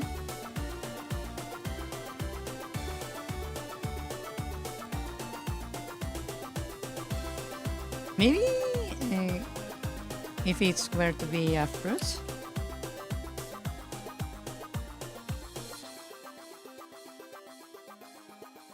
That makes sense with the garden theme, right?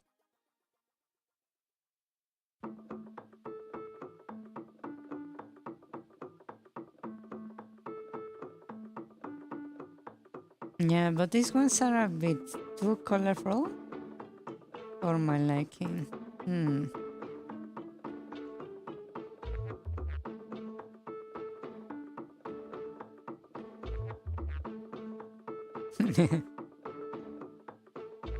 A full-on person statue. Statue.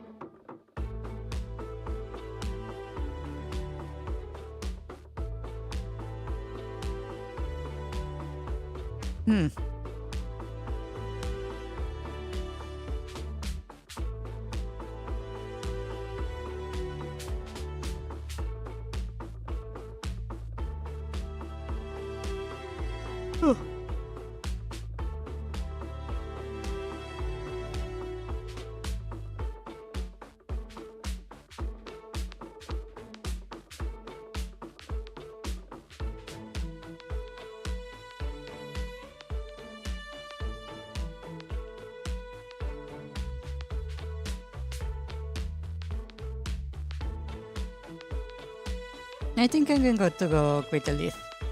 With this. Right here. Okay. Let me make a little sprite then.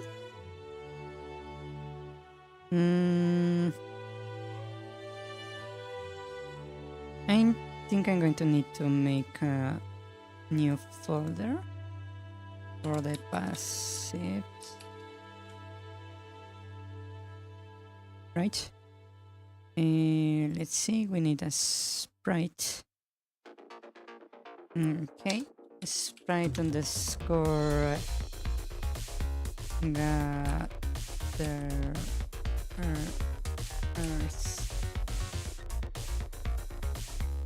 amulet. Amulet is with double M? I don't remember. Let me check. It is not. Okay. Now we have this. Let's see. How it's going to look. Let me divide this into a 8x8. Let's make an outline first. So we're going to have basically 4 leaves, maybe one like that, right? Something like that. That's the idea, kinda.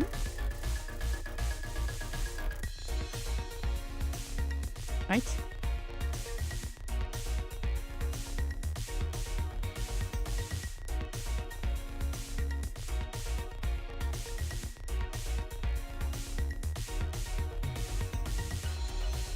Let's do straight lines, and I will make it one to that spot and one over there. Should that be correct?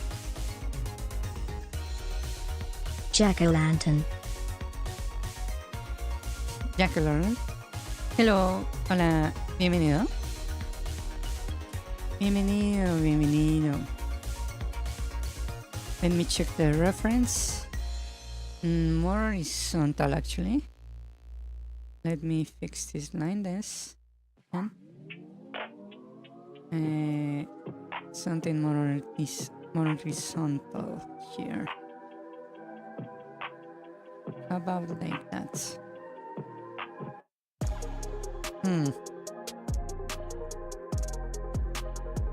Yeah, that looks about right. Hola.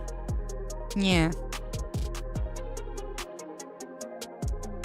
Sí, es lo que obtuve el día de hoy de nuestra ruleta rusa. Yeah. Okay, so the shape is like with spikes. So I'm going to add, let me set some spikes like so, right? It needs to have spikes. And they need to be symmetrical, kinda.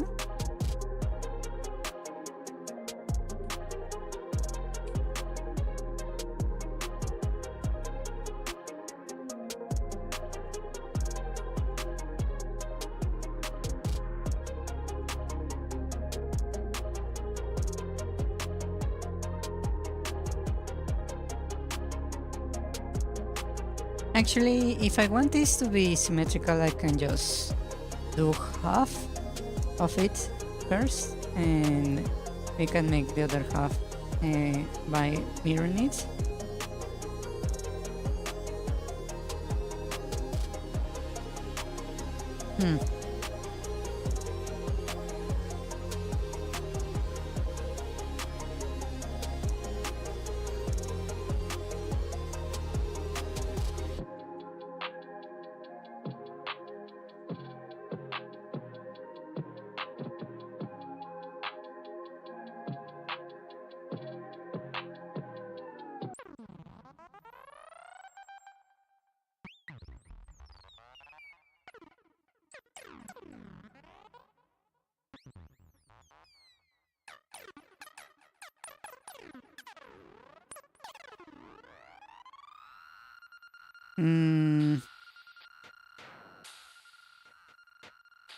Maybe I should start adding color to this.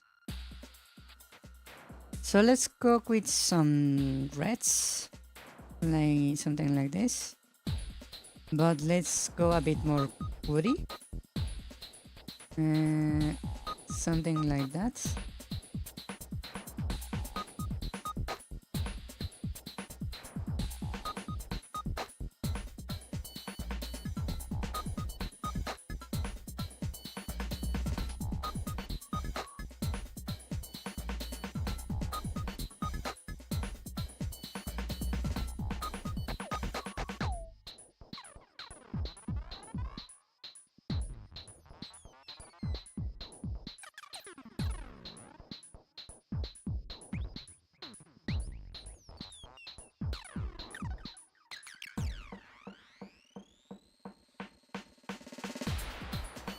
It's kind of that structure, right?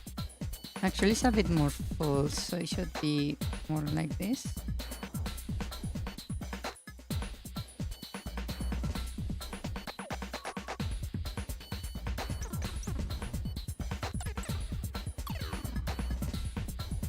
Can you tell yet? I don't know what I'm doing.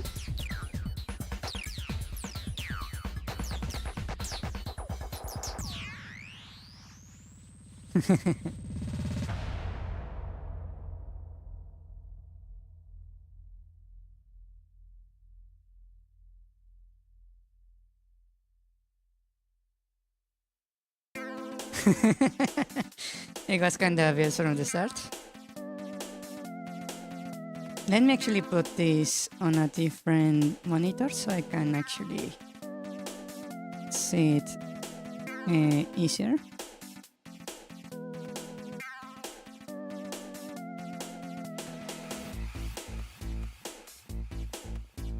Yeah.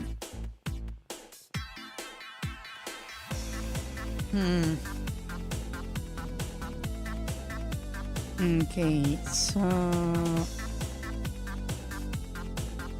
I need to fill this a little bit. And this one too, this a bit too white. And this need to be more full, like so.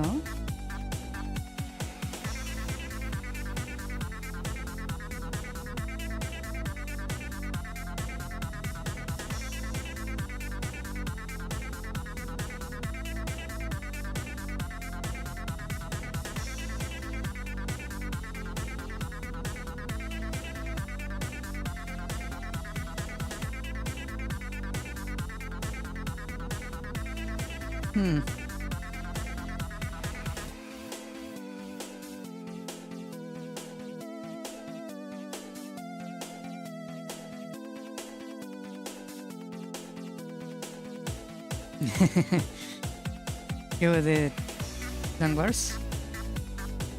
Well, I don't know if you can do worse than I'm doing right now, if I'm being honest.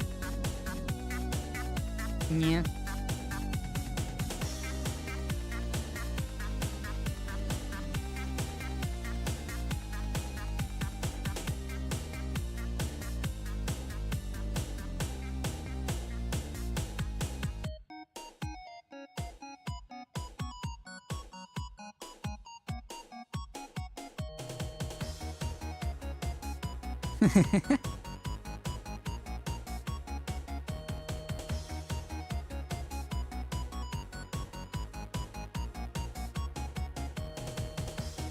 Okay.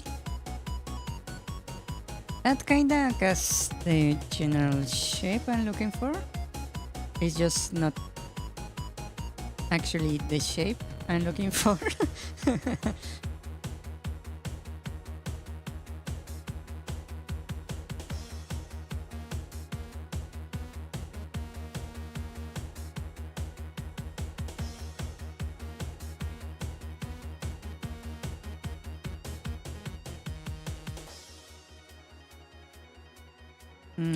Okay, so the trick here is that I need to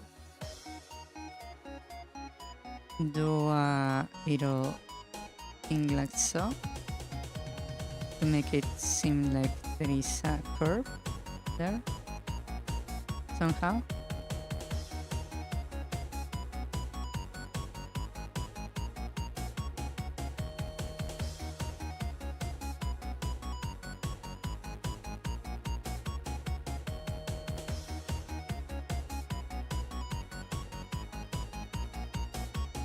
That kinda looks like what I meant for, but not quite.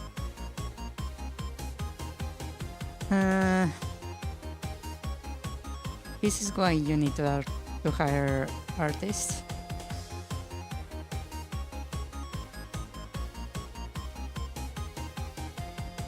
Okay, how about if I try to go for the profile first, and then we bother with the rest of the stuff?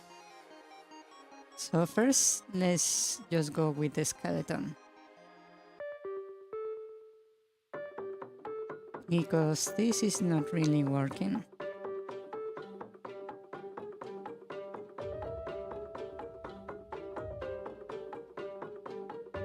Okay, so first, maybe I'm trying to do it a bit to high res. So let's lower the res a little bit to make it more manageable, like so.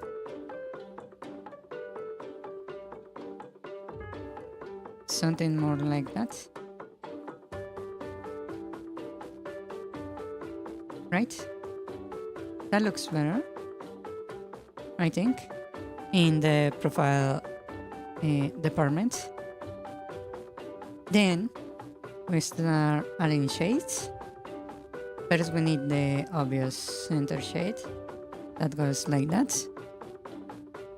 And then I'm going to just add a few things. This one needs to go per spike, right? So I'm going to do something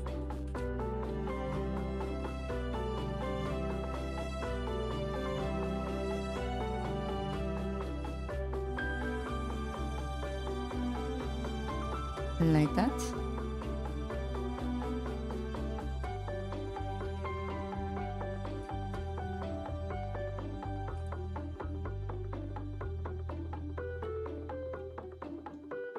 Right?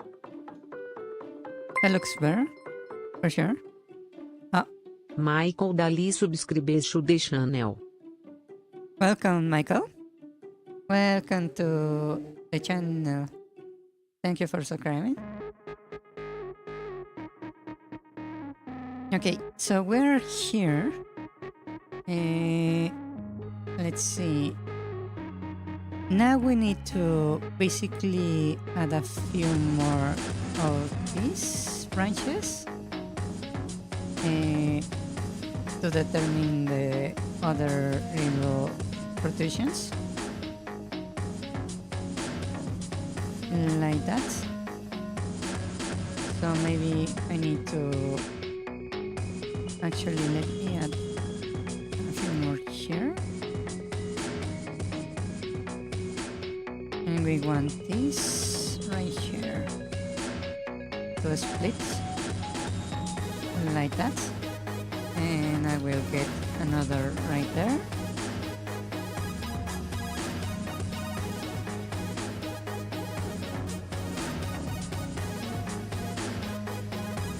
Like that, right?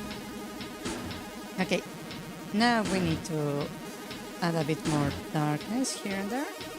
So I'm going to basically add the outline right there to the bottom.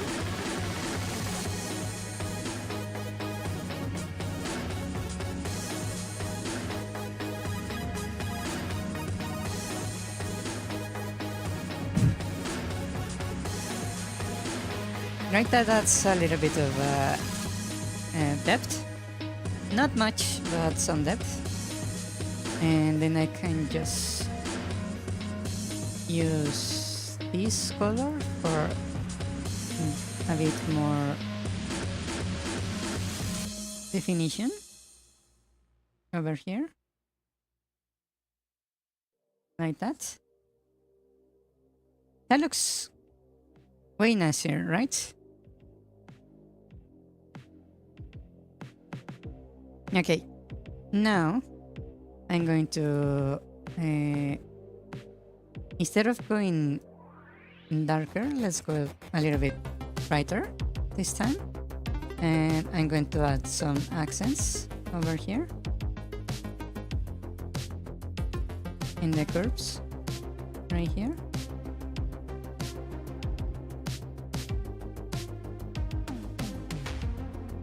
Right?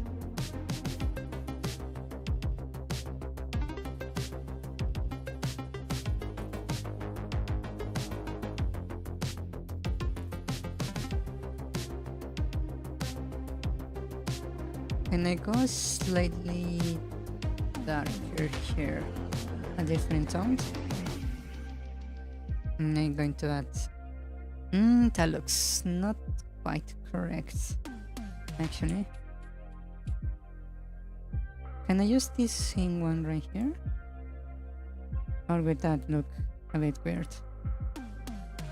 That looks a bit weird.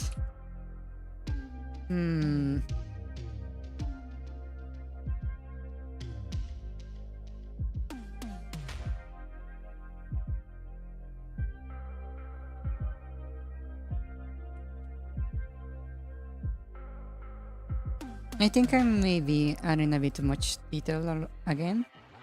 That's why it's starting to look a bit weird. Okay, let me check if I complete the leaf, how it looks. It doesn't look so bad. It doesn't look that good. What do you think?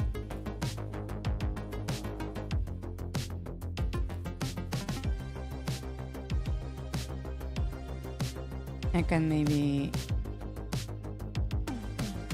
ease on this line right here.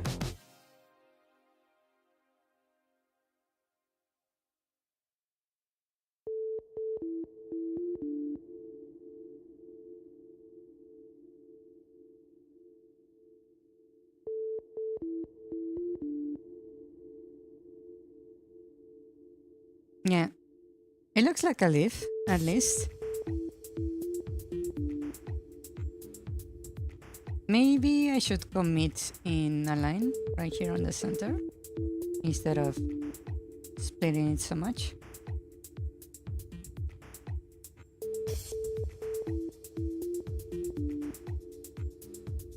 Like that. That looks better, right? Kinda.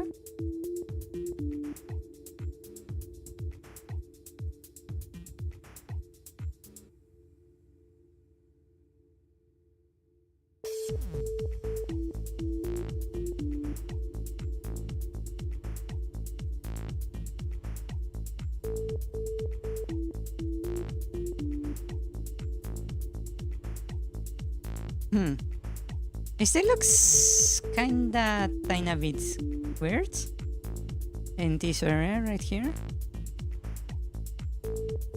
What do you think? Should I fill something here? It's just this area that looks kinda off for me. Let me give it a try. How about if I add a little branch right here that goes off like that? Does that look a little bit more natural?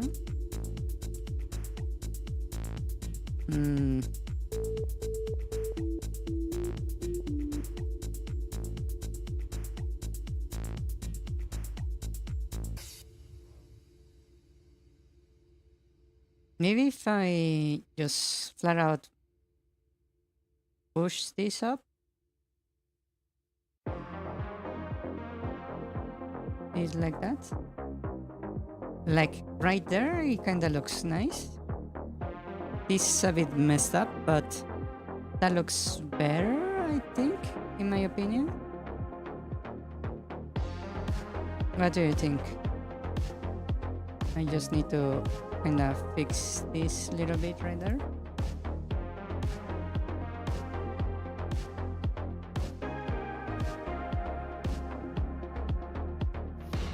Like that.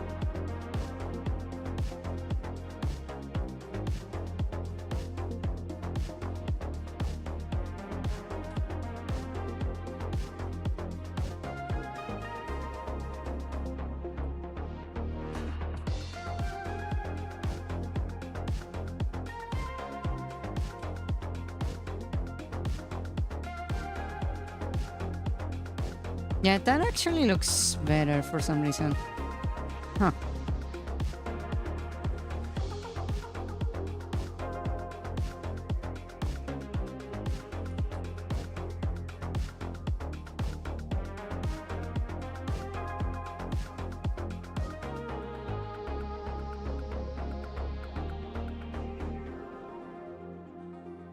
And then I just commit to a single line right here.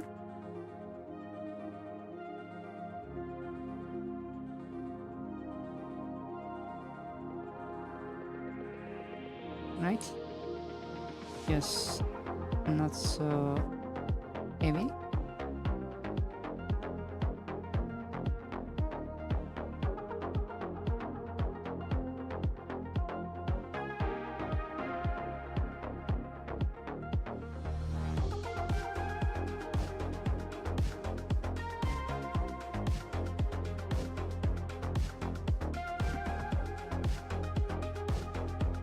What do you think?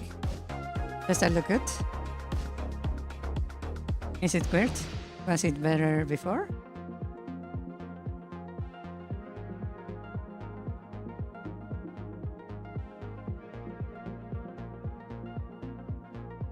That actually even gives me a bit of space up here to make me make a bit of a... make it look like a pennant, like adding a little thing right here.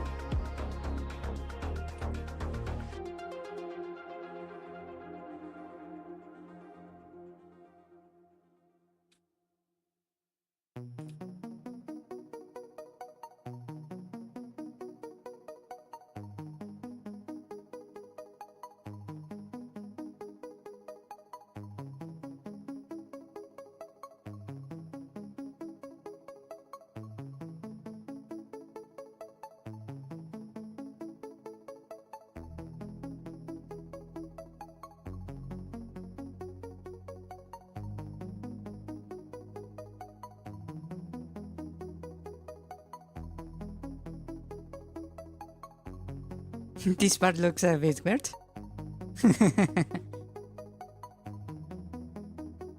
Yeah, that doesn't quite look correct. I could just leave it like that. I don't really need to add the other part. Or maybe I just make it a stump. Something like just finish here. Like that.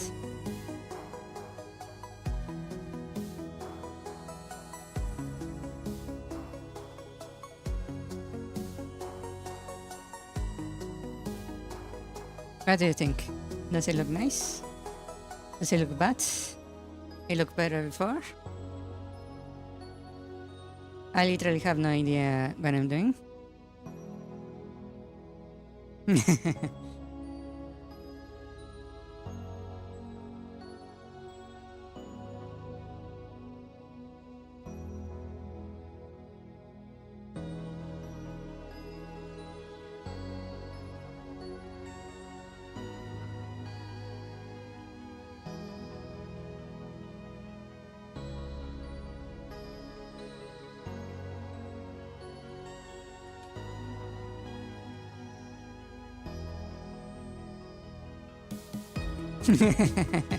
It looks close enough to a leaf.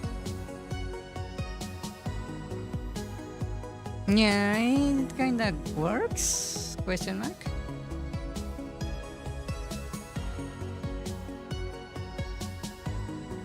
The only issue is that it's a bit too close to a leaf.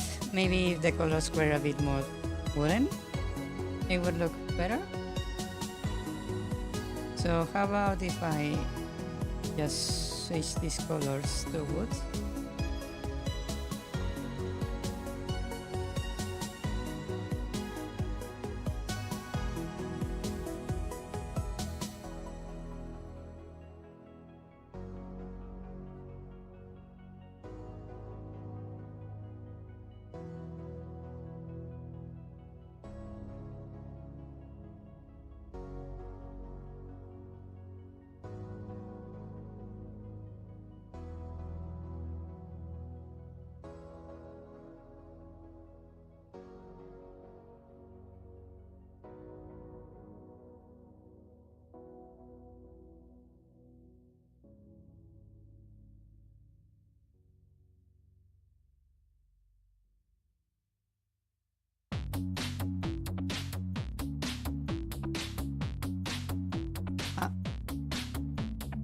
Okay.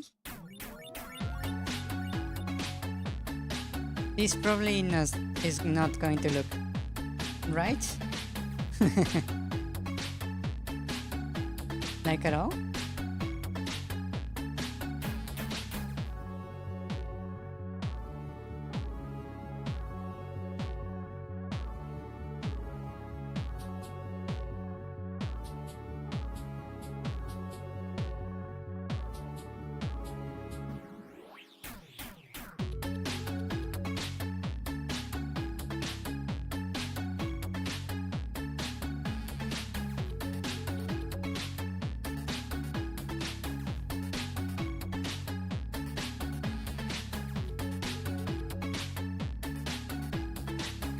How does that look like? Now instead of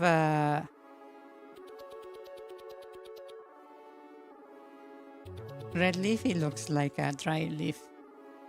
It doesn't look like wood at all. Lovely.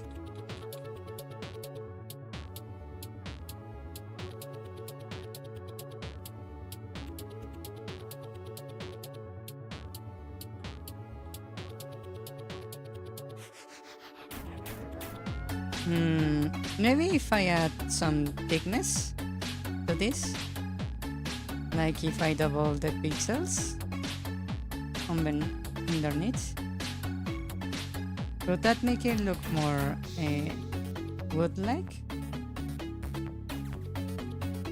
More talisman-like? If I just add another set of pixels down here to make it look thicker.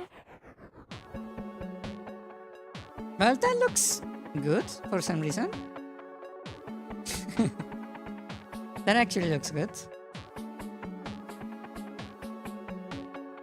I don't know why, but it looks good.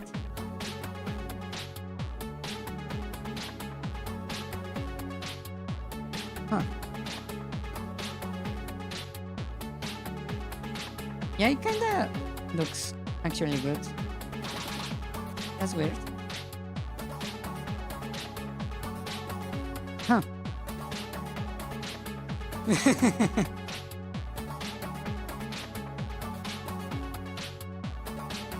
Wow.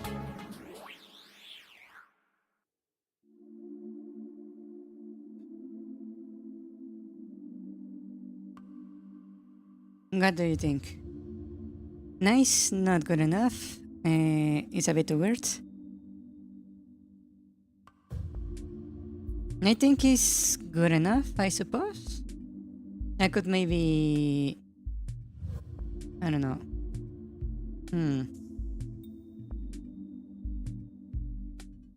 I could maybe make it like there is a rope by doing something like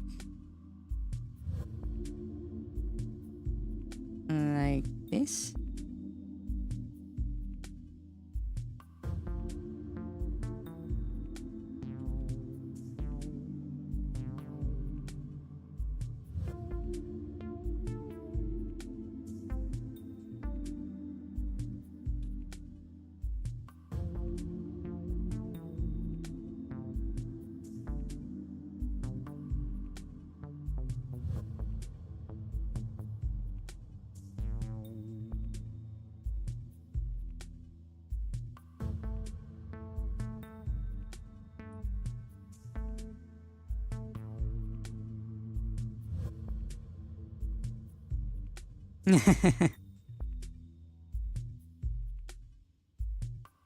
It kinda works.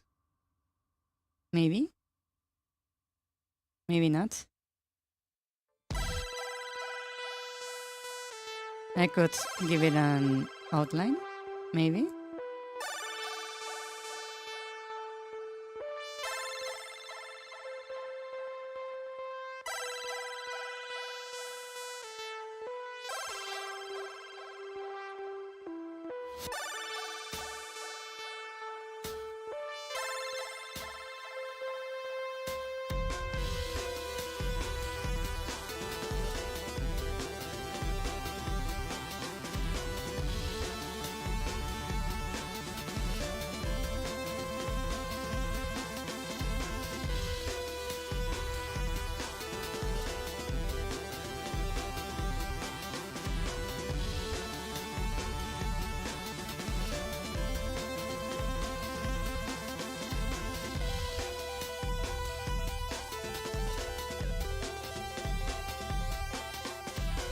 Something like that. To make the things pop up a little bit more from the background.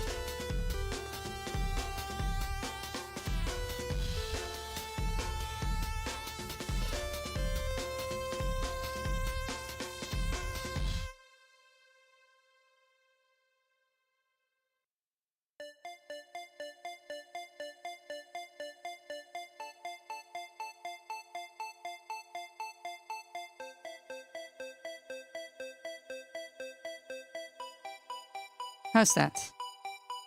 Does that look better?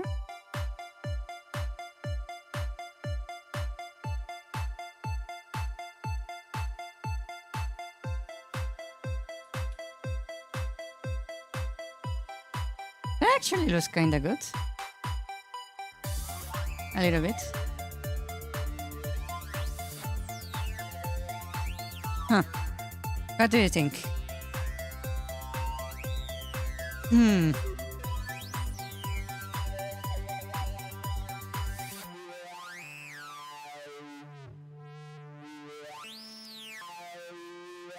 Now that looks like an amulet, right?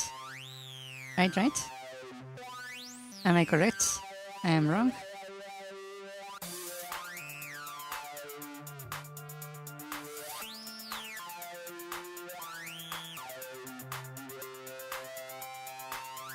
I will assume the thing looks nice.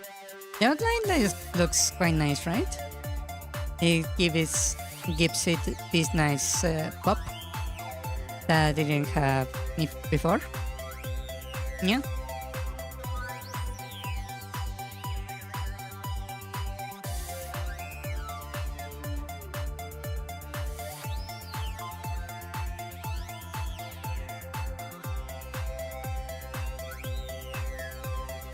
Yeah.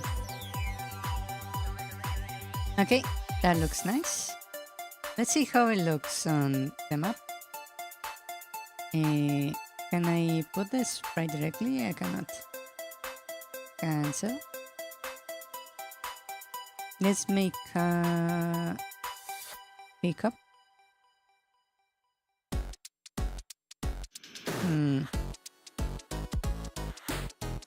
Let's rename this from hard shards to upgrades.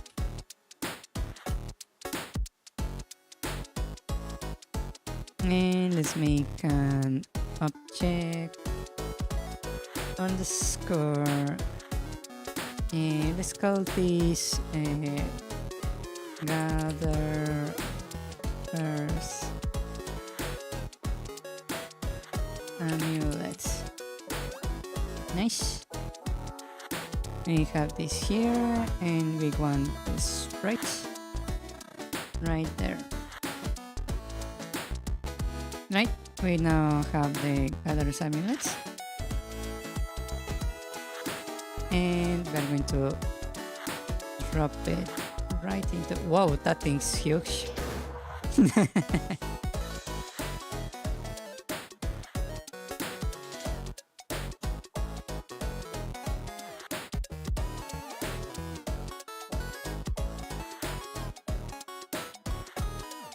That's a bit too small. Maybe like this?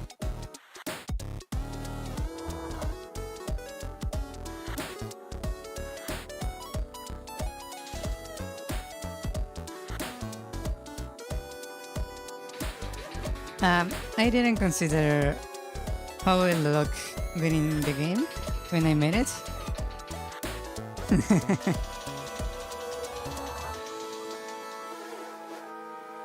Let me grab a map of the overworld. What does that? Well, that's huge.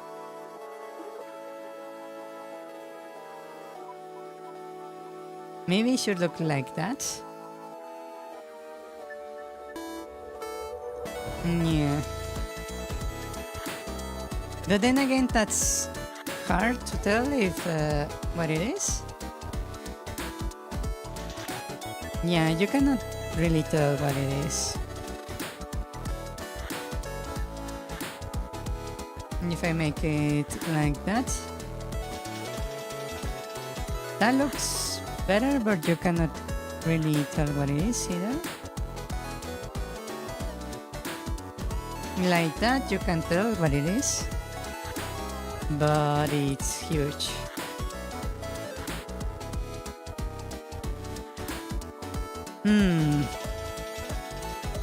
Yeah, the resolution might be a bit too high.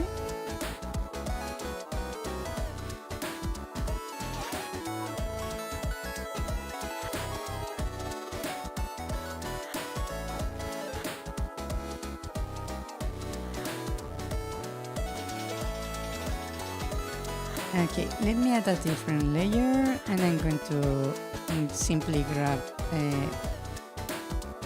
our rope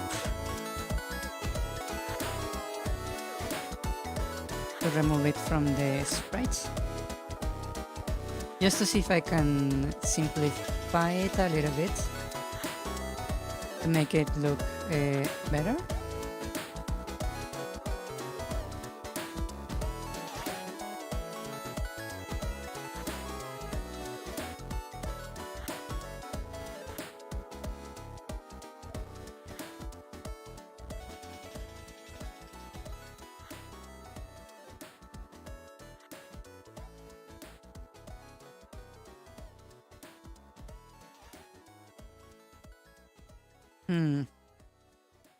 Yeah, it looks nice when you draw it, but once you put it in the game, it's not quite what you were hoping for, sadly.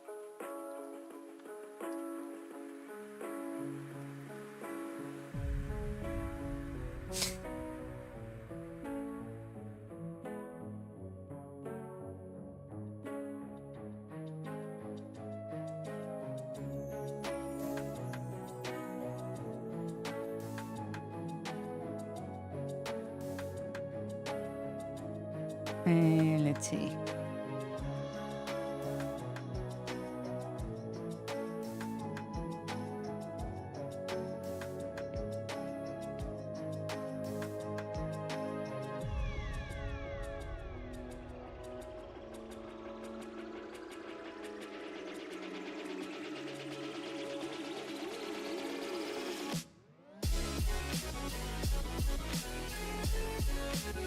Okay, then we can hide the rope.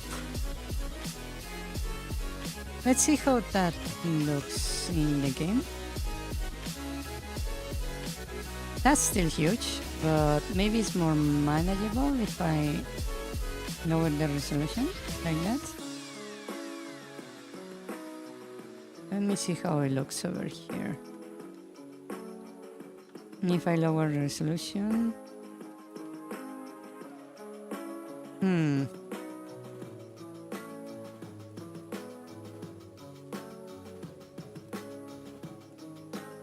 that looks a bit weird. Yeah, I think that's not going to work.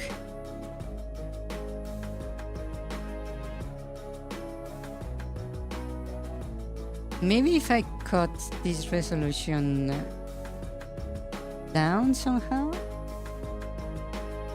in half at least. Maybe if it were about this size, it wouldn't be so bad. Yeah, that size is better, kinda.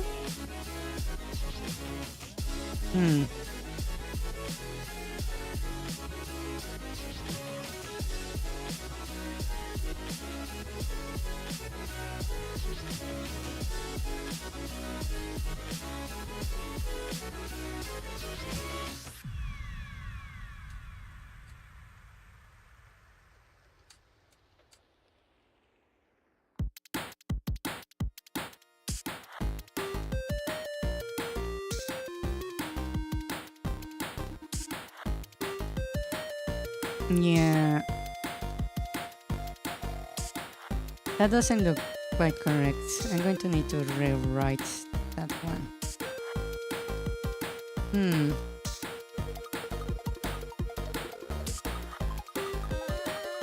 So this one at this resolution looks good.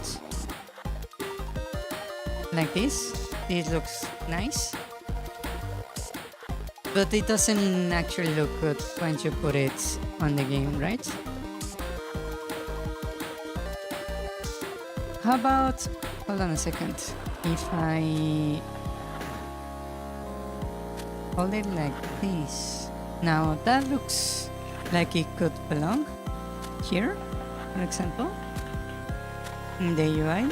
So maybe I can keep this one as part of the UI, but not as a pickable, and make another sprite for the pickable. That could work. Right?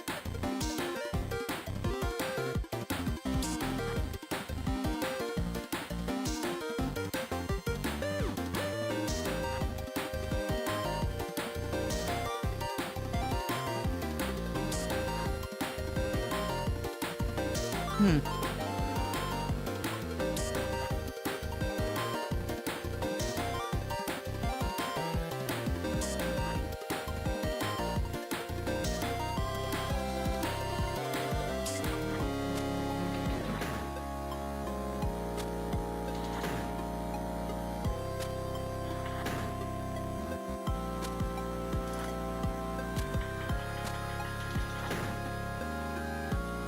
Yeah, it would not be in the same slot as the other guys like this. It would be, for example, down here.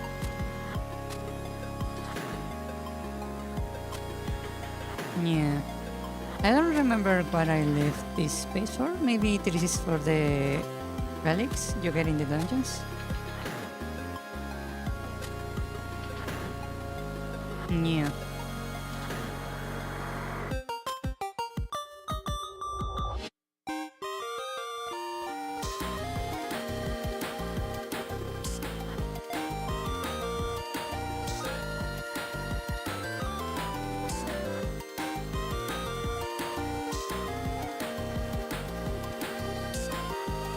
The yellow part was for the description.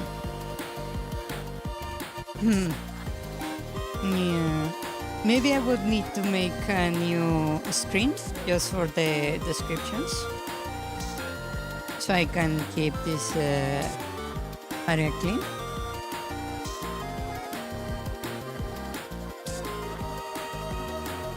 Yeah. This area I want to keep for the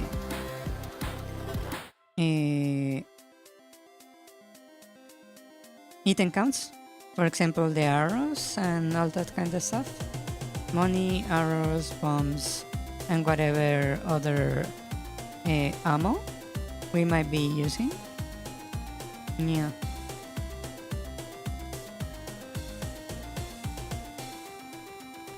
But maybe we will end up using this. Yeah.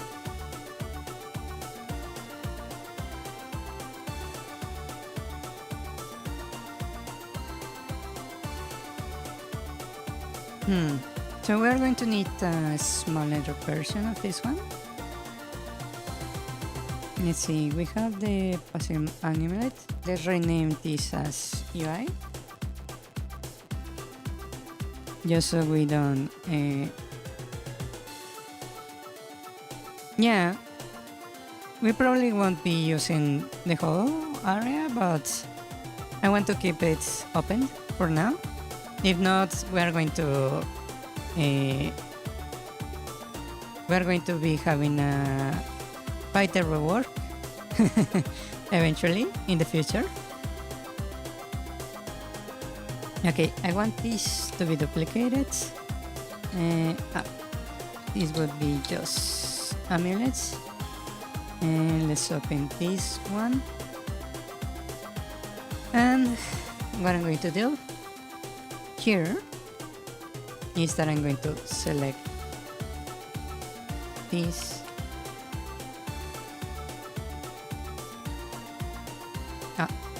and this, right? And I'm going to cut the size to 16 bits. Wow.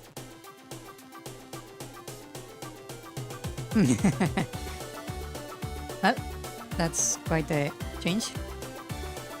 Can I resize the thingy? Frames per second, default collision mass, size. Let's change this to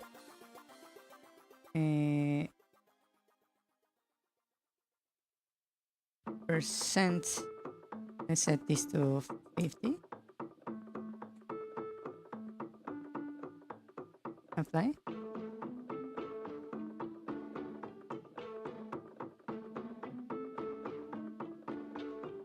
There we go. That's our new amulet. Let's fix it up a little bit.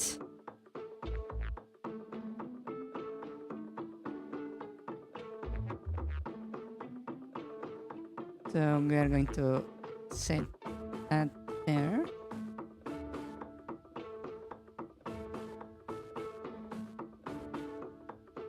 That looks nicer, okay.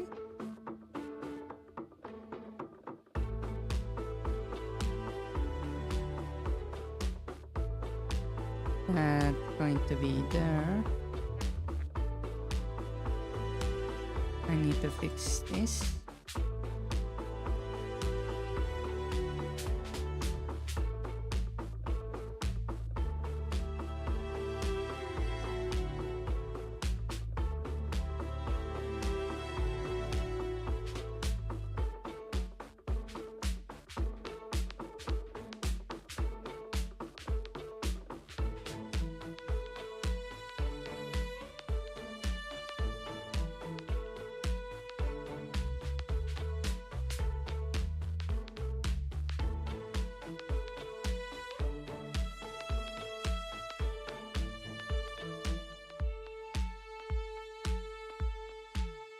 Hmm.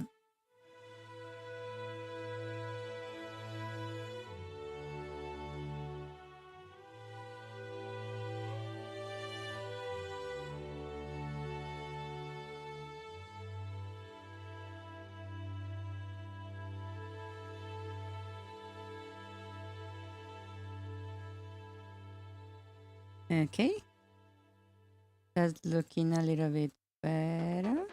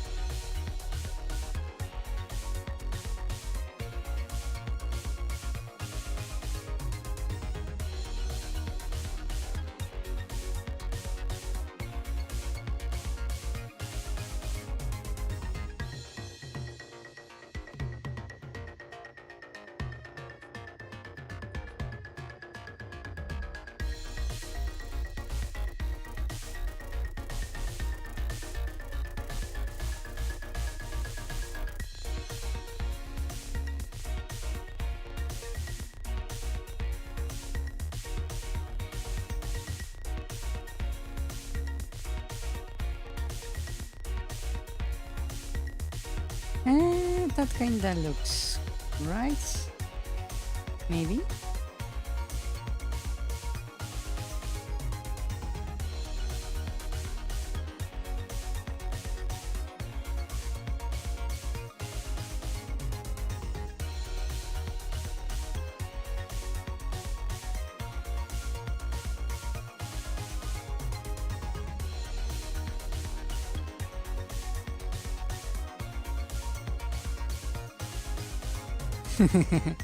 Yeah, it's a tiny leaf.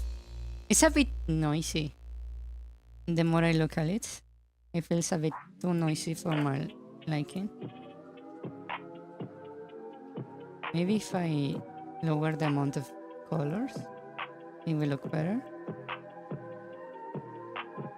Higher construct, lower colors, amount of colors.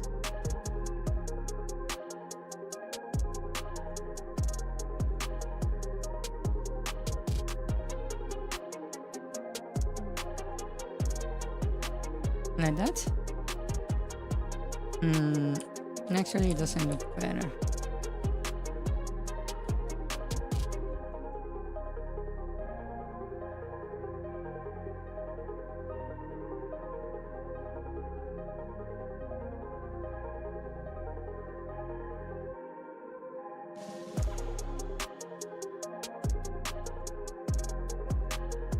Hmm.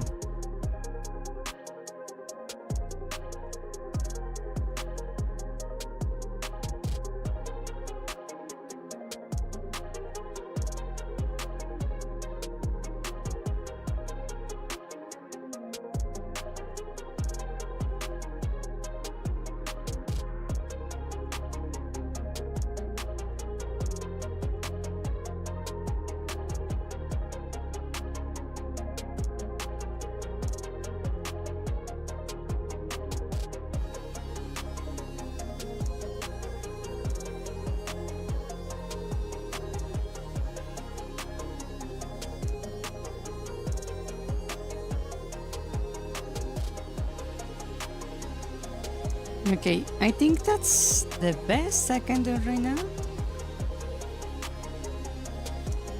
As it is. So if I go over here to the object, I can change the sprite. Passives. Can you show me the name of the stuff before I select that? A melt. Wow, that looks kinda not right. Let me kill this. And just spawn a new one.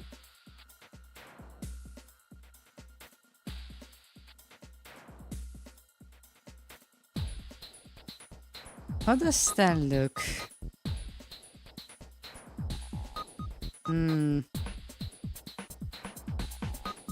I don't quite like the way it looks.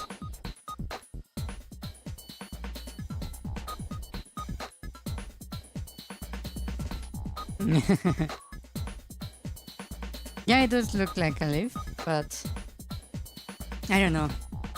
I don't like it. Compared to everything else, that one doesn't quite like the way I like it.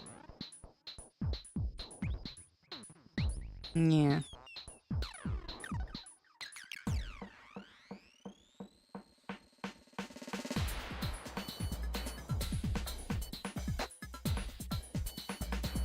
If I remove the outline, I think it's going to blend with the background. I'm pretty sure if I remove the outline, it's going to blend with the background. Let's try it. If I remove the outline.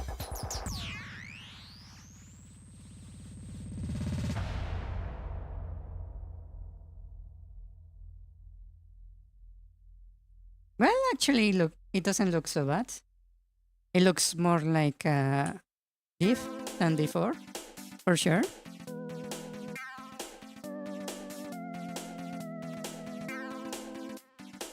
Yeah, the other thing I can do is the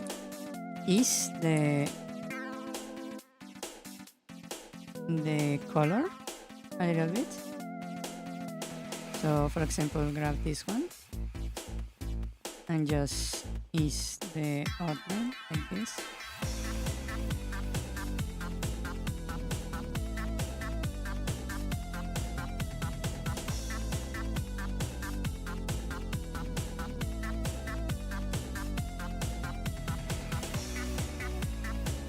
That doesn't look so bad.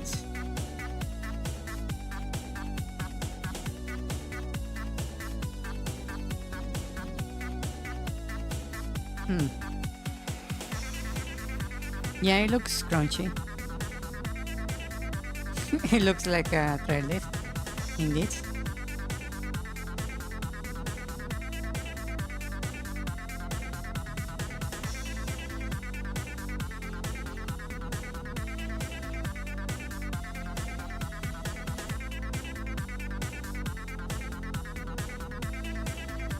Maybe I could do something like just add it something like this instead of completely changing the black I can just add another little hue, change like that.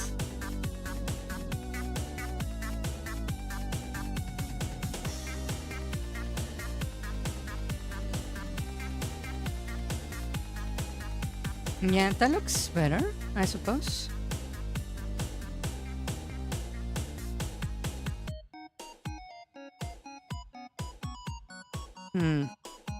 Maybe the issue is that I'm trying to do this with a very complex leaf instead of a regular leaf.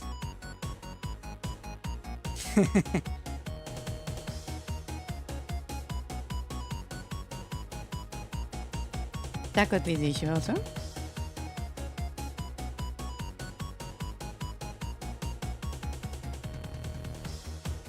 How about if I make this like this and paint this a little more? That looks more leafy, right? And I can do this. Maybe not. We can ease it a little bit. These ones. A little more.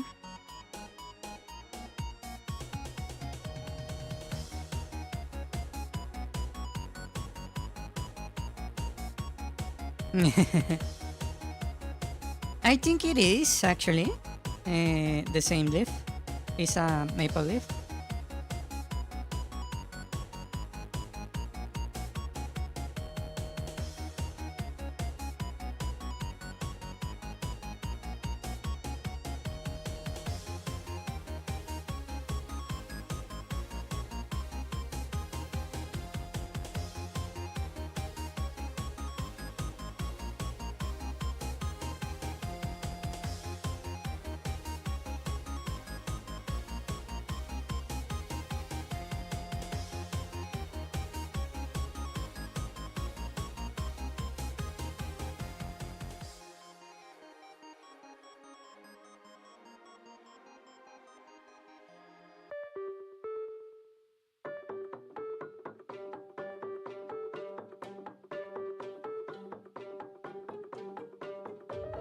That looks better, I suppose.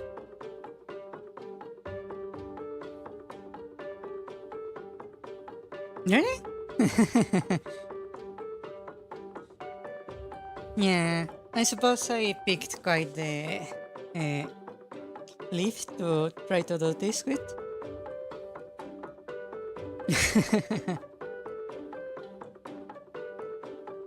It actually looks kinda nice when you zoom in.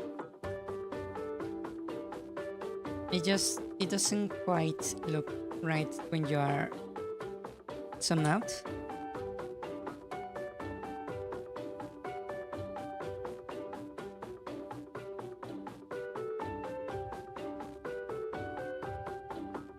Well, I suppose that looks fairly nice. Yeah.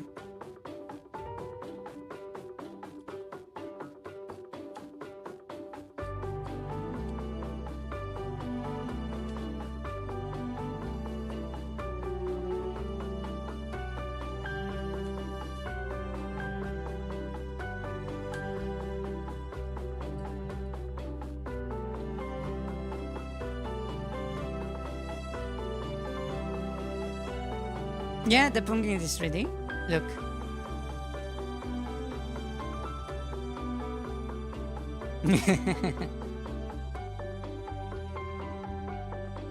Yeah, it moves with me.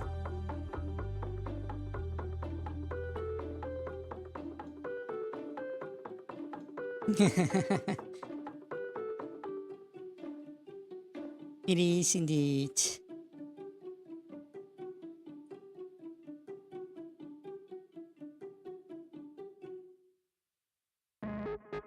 Maybe if I shorten this a little bit to give it a tip, like that, I can make this look a little bit more right. Yeah, that looks better.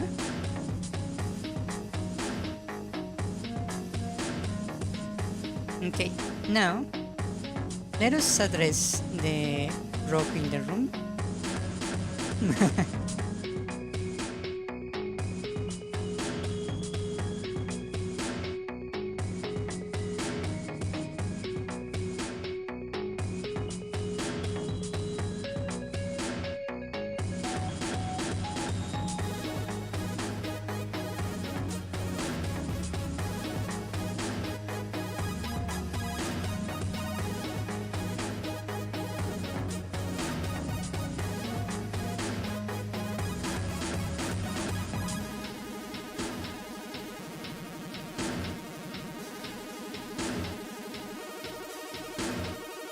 Now that looks fine.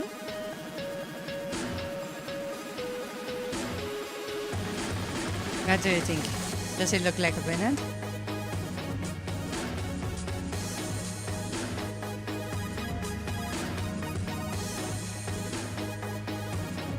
That looks better, right?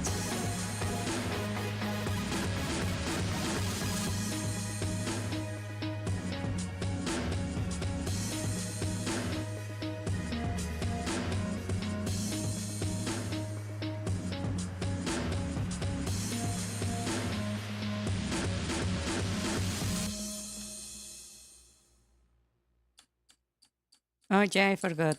This is resetting the animation right there on hit. For some reason. I need to check why is that happening. Yeah, it doesn't look so bad, I would say. Looks okay. Okay. That's nice. That's nice, nice, nice.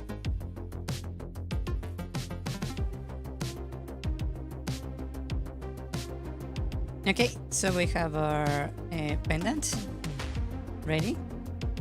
Yeah.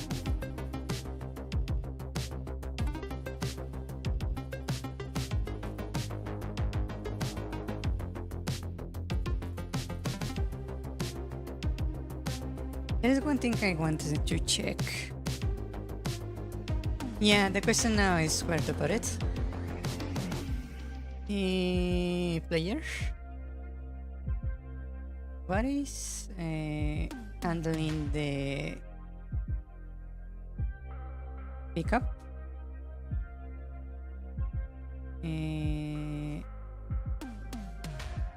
What is handling the item pickup?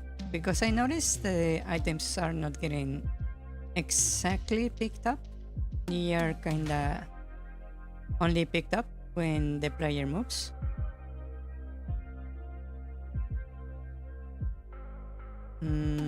Parry, defend, timer, attack, state. Idle moving. Global boss. It's a different thing. This is for boss. Key attack. Defense. Parry cooldowns. Item use. Collisions. Asian corners. Idle, bomb, hit, dying, moving. Movements. Maybe spin handling here. Movement, breakable, collisions, place beating, pickup. Yeah, it's been triggering pickup. Pickup, but other instance place objects.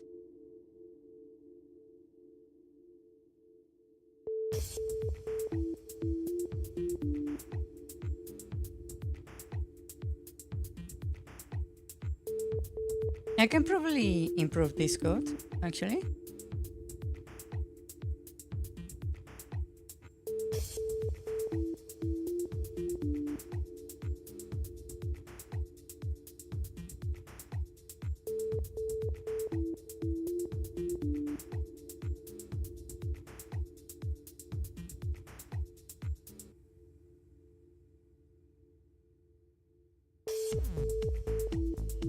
Yeah, I think I can actually improve this code.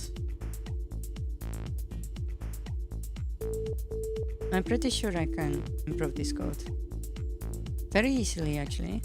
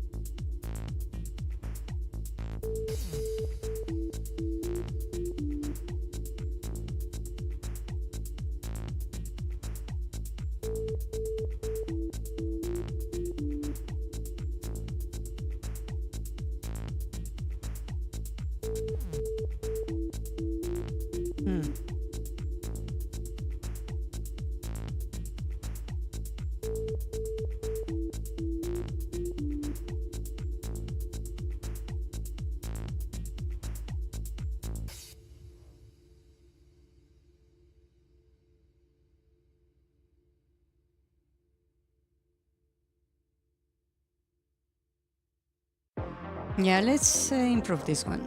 Okay, so what I'm going to do is go to generic. Let's grab the drop parent. And what I'm going to do here is create a function on pick up.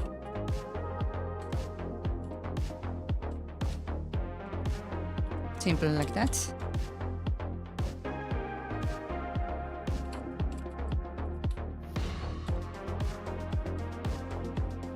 Just a simple unpick up, right? And that's going to be called on collision with the player.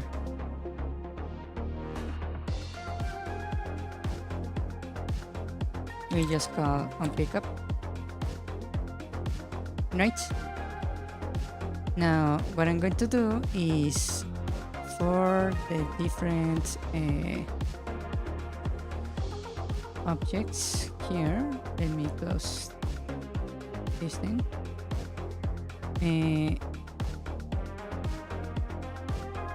I'm going to just grab the code. Where are you? Over here.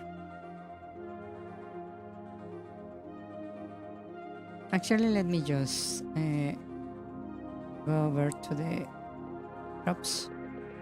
Big heart. And I'm going to just create here the function on pickup.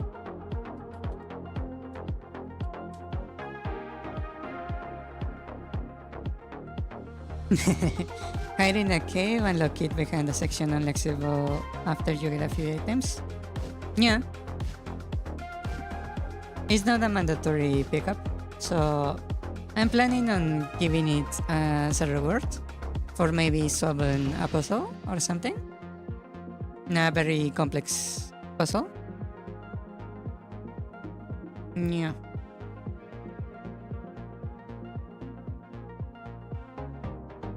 It's just basically a quality of life item.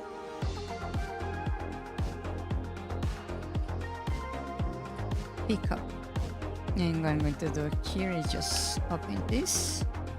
And we have the heart. This is the code. And I copy this over here.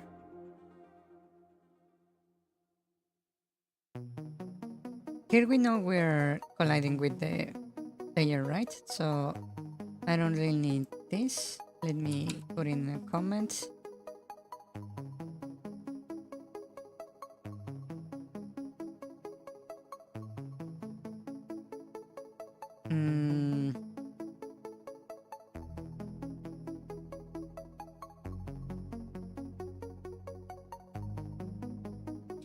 Oh yeah, this guy is supposed to...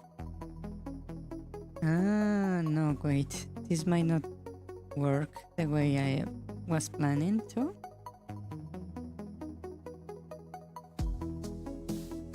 Yeah.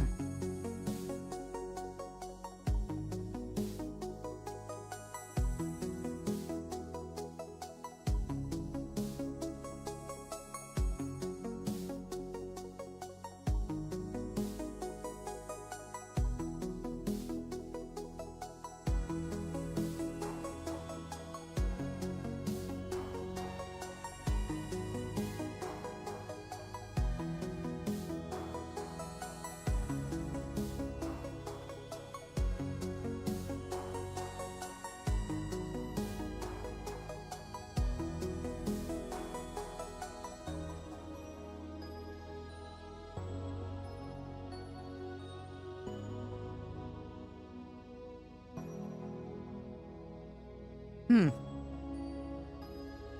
Yeah, this might not trigger the way I'm thinking about it.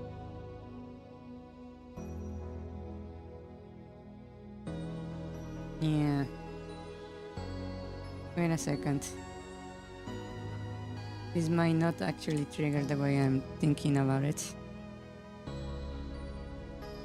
Because if I modify this, I'm going to lose the functionality where the enemies can pick up health also.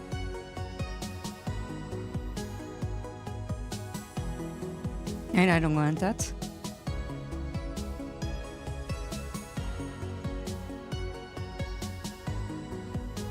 Hmm.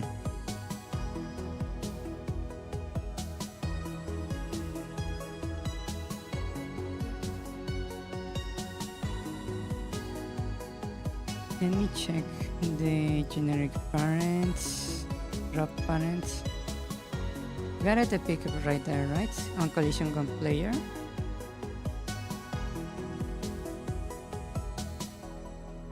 Hmm.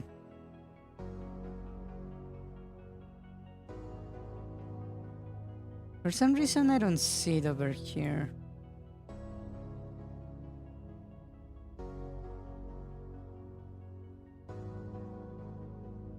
Let me check that actually. That's a bit weird.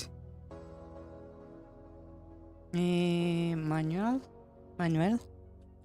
Game maker manual.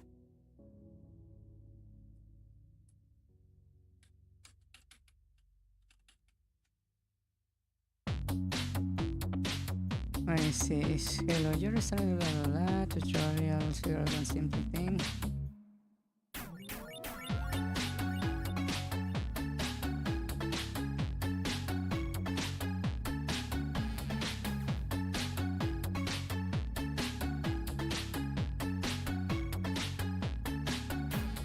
Hmm.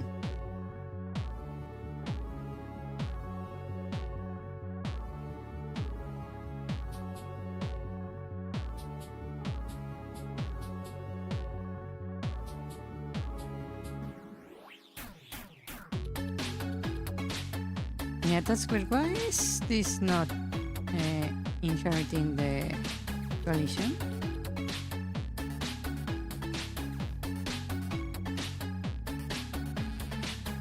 Now it's marking it as... Yeah, there is a collision right there.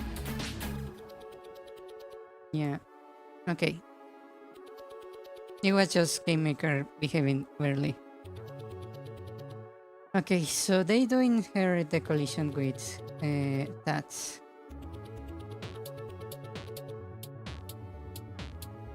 Can we just set it to collide with... Hmm.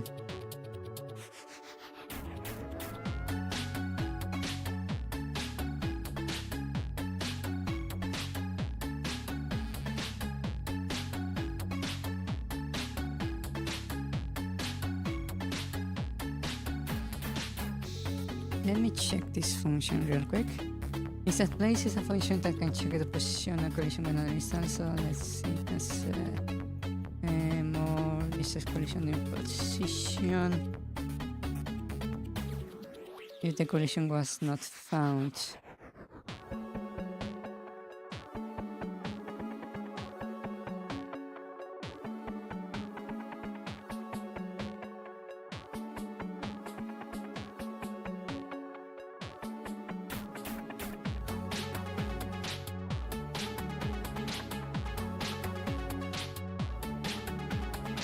Okay.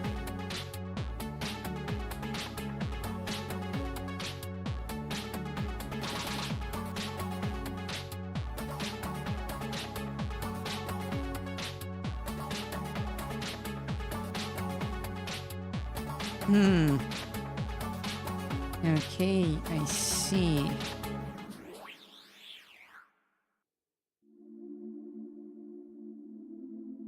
Okay, how do I make this work correctly? Right now, the way it's working is doing it from the point of view of the player or the enemy.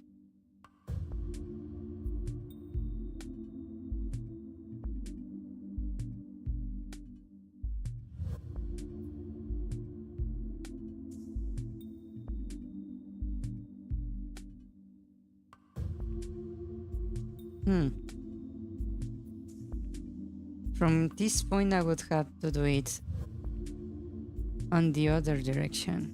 And we need to think about it backwards here. Okay.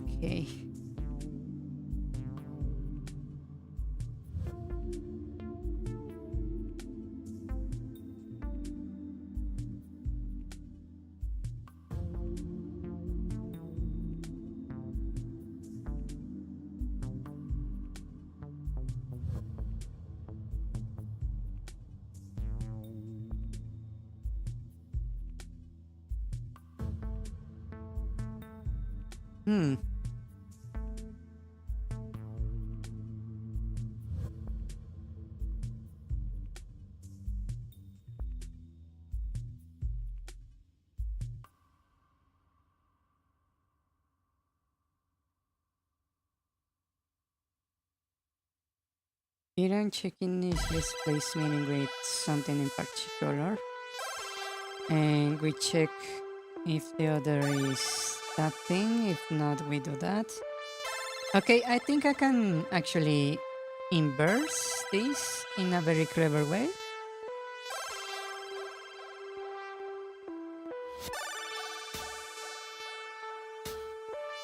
I could just grab this part of the code.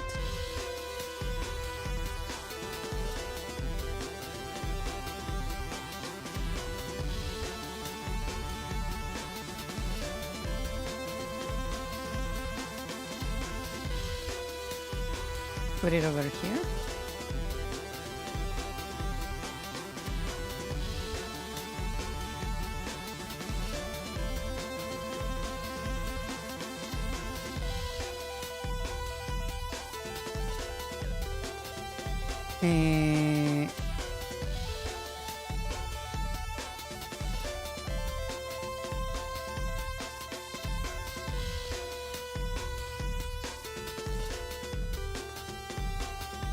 We receive an ID. We don't need this pickup right there. So we have increasing HP right there.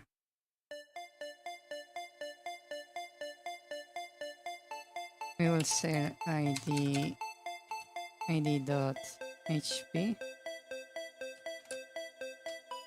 plus 4.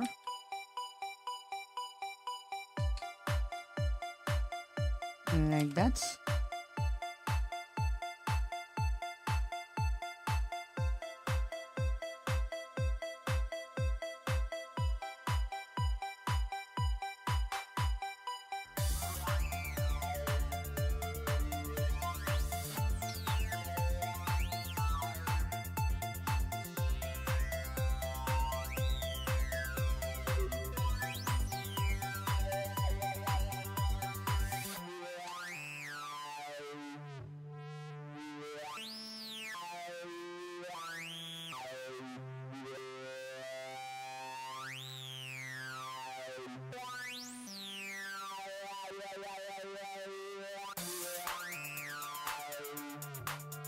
That should work, right?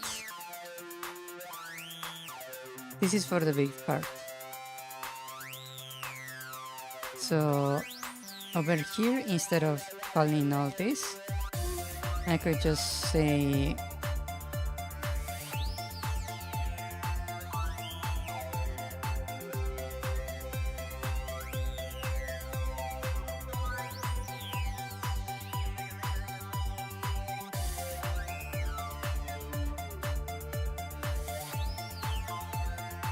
pickup ID.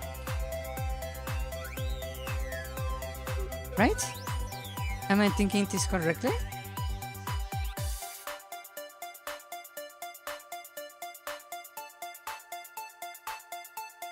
I don't even need this, like at all.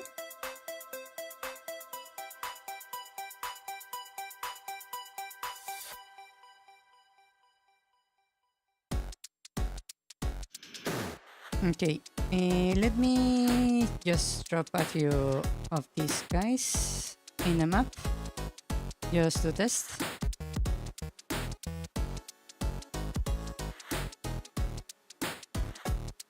So if I touch it, the game crashes. Lovely.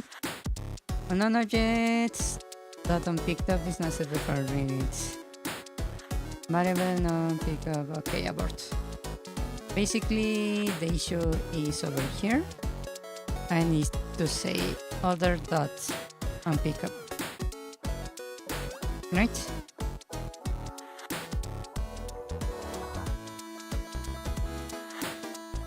And drop in parents. I need to update this right here to say ID.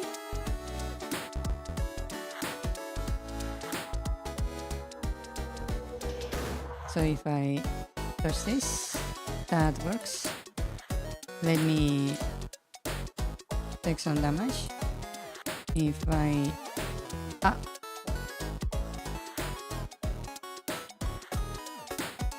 ID dot put HP cannot be resolved. Object drop parents.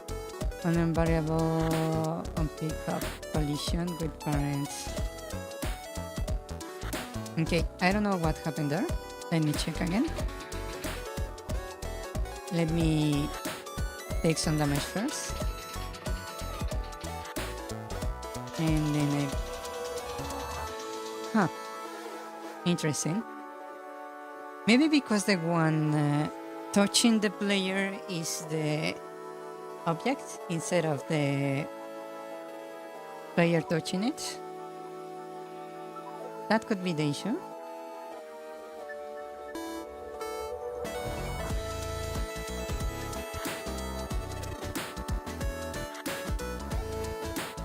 Like that.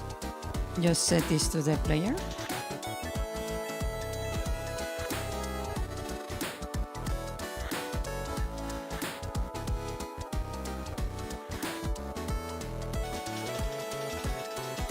There we go.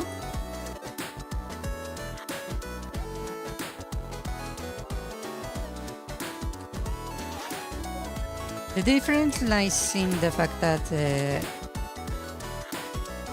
yeah, that seems to be working. It's basically this. When the code starts executing from this side right here, from the functions of pickup, that is called within movements right here. This function is called when the player is moving, right? So when we come here to pick up, we enter here. We are setting, sending the ID and pick up and calling it from here, right? But if we enter pick up, not from here, but from over here, from the collision with the player, originating from the card itself, we enter the pickup from here, right? So if this is empty, if there is nothing here, and if we don't have object player there, the ID is going to be null. So when we get to this area right here, ID is null, so the ID doesn't have an HP, right? That's the difference. From one side, we are passing the ID of the one moving, and when the collision happens from within the heart, I wasn't telling them what's up. Yeah. Makes sense. Also time alert. Yeah, you're right. Time alert.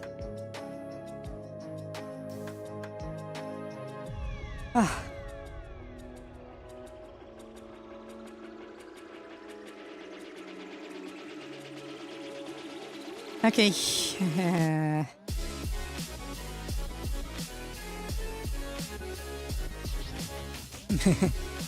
What did you pick, time alert? Huh? What do you mean? Yeah, you could set it any other way. A more gaming way of saying it would be something like time's up. Game over.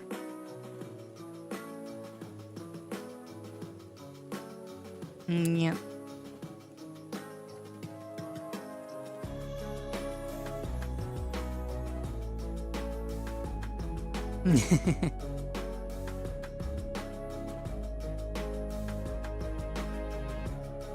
Yeah. Another way we could make it happen is if I add times up feels like a threat. I can make it sound way more threatening. I could, for example, let me search for it.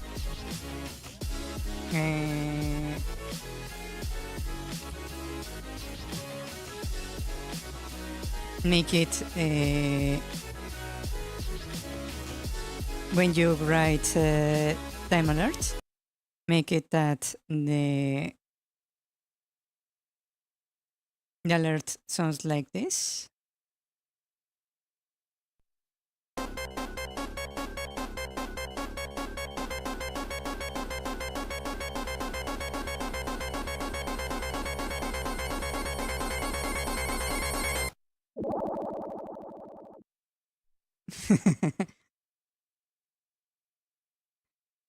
What do you think?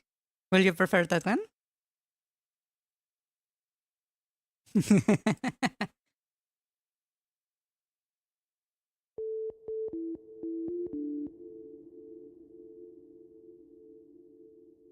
I could make it that the alert.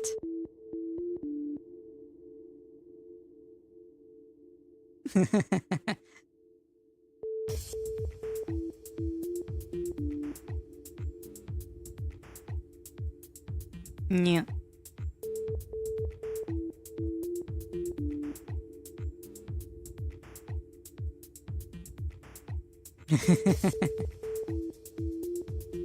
Or would you prefer a different kind of threatening soundbite?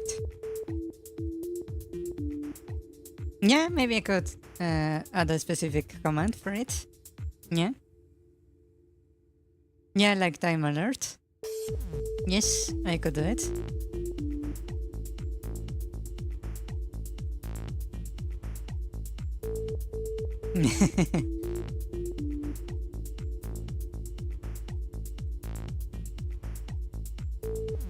Yeah.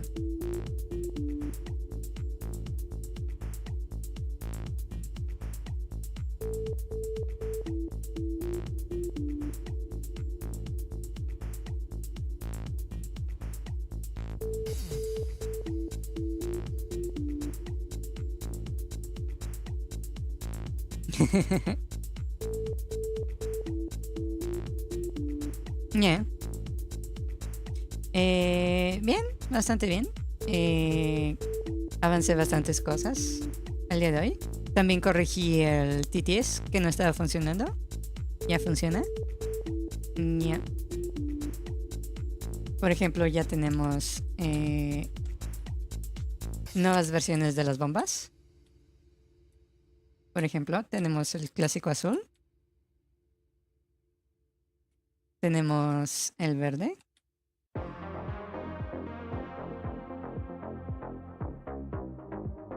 Y tenemos el extra grande. Que en realidad de momento nada más es una mecha más larga. Y también hice que los ítems sigan al jugador.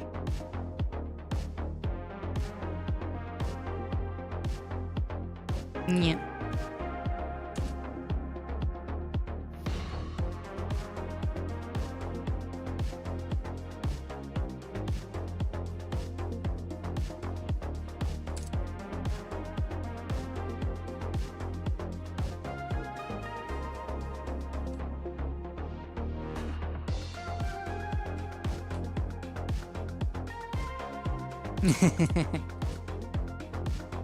Planeo tal vez cambiar el tamaño de las explosiones para que sean más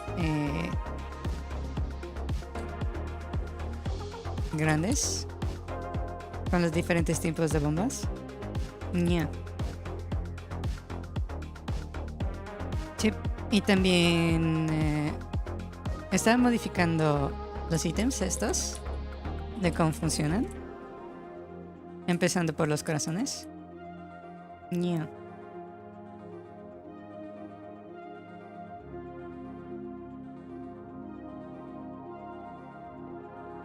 Yes, I already planning to weirdly word this on my Twitter. Indeed. Yeah. Yes.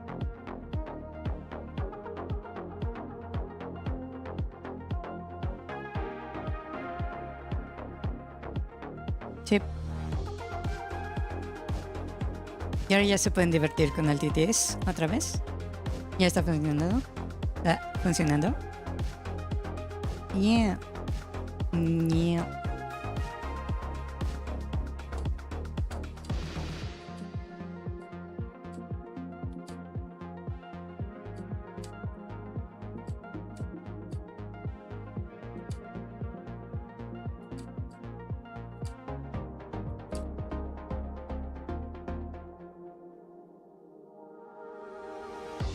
We have been granted the power of speech yet again. Yes, you have. And maybe I will start adding some extra alerts here and there. Just for the loss. You can actually, that's a very good idea.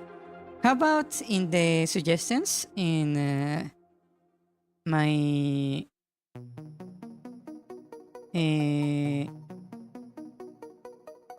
hold on. Do we even have suggestions for that? I think we don't have suggestions for that, huh? Let me add a channel for suggestions. Suggestions.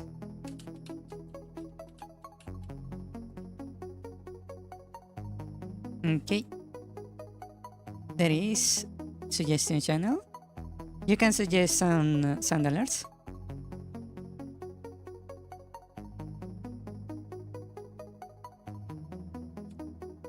Yo pienso que lo voy a dejar así, que atraviese las paredes. O tal vez no. Ya lo veremos. No estoy decidido porque podría causar que puedas hacer trampa en algunos acertijos. Yeah.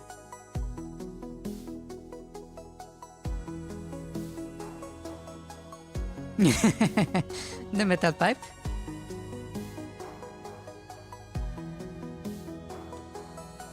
Yeah.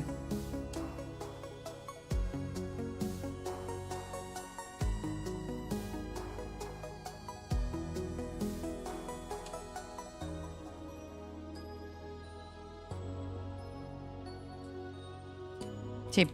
Y creé un canal en Discord para que agreguen sus sugerencias de alertas de sonido que quieran tener en el stream. Yeah. Por si hay alguna que quieras agregar. You're confident that with the right timing you can get me? We will see. I'm not immune to jump scares. Yeah. They don't really raise my tension, but you can actually make me flinch from them for sure. Yeah.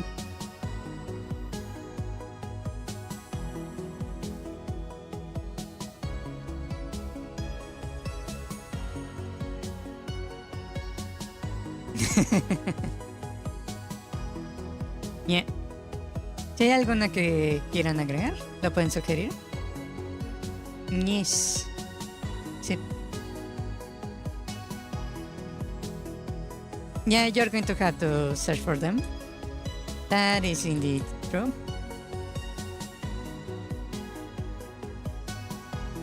I also need to fix this door. You get stuck right here.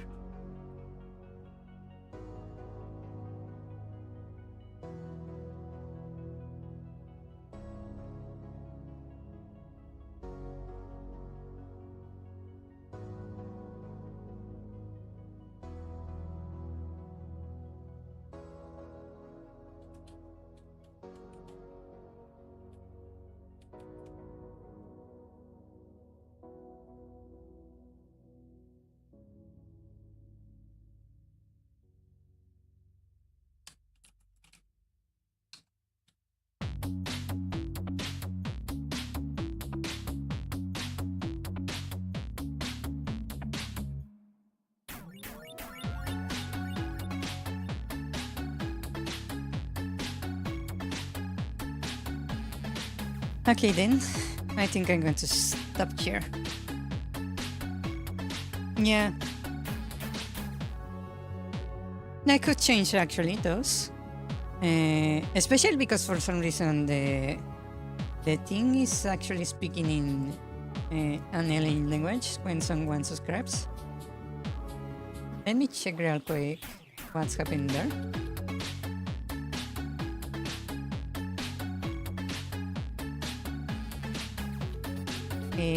Alerts, settings, subscribe alert.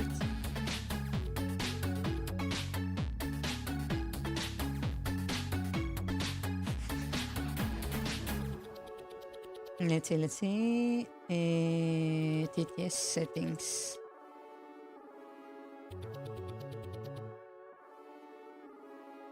Oh, I see. They show. Let's search for.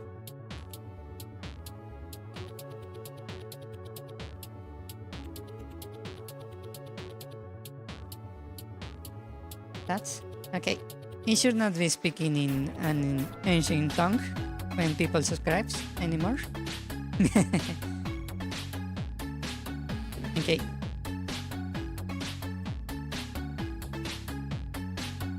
Actually, it's funny that you say that because the subscription was set to Brazilian Portuguese. It was from when I checked how to grab the TTS when I was making the Brazilian TTS. It was set to Brazilian. Skull. Yeah.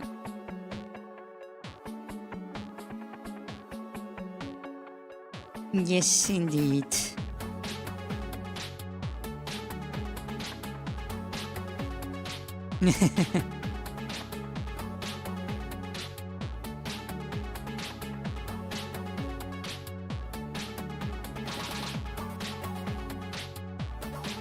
Yeah.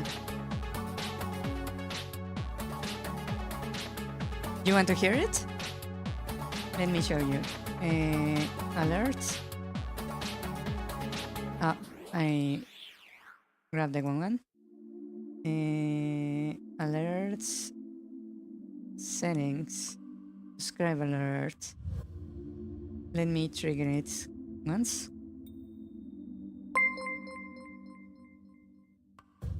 Amalia subscribed to the channel.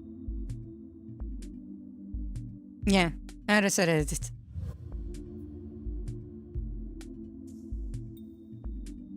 When I updated the TTS language, it reset it. Yeah.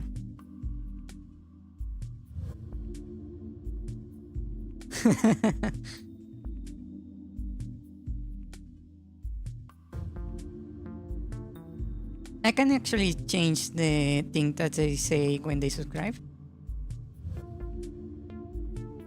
Ta portenta llegando nueva audiencia, duck. Sí, he tenido algunas suscripciones al día de hoy. 2. Yeah.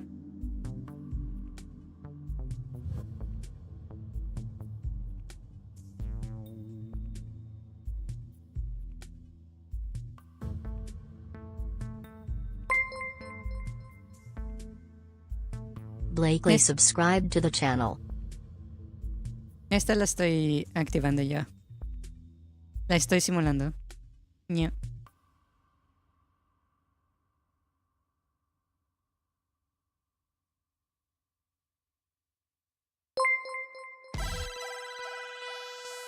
Latasha subscribed to the channel. Oh, this one's nice. This voice.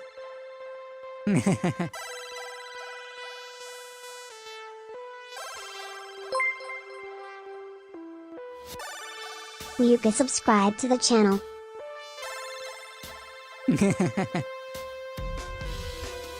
I like that one.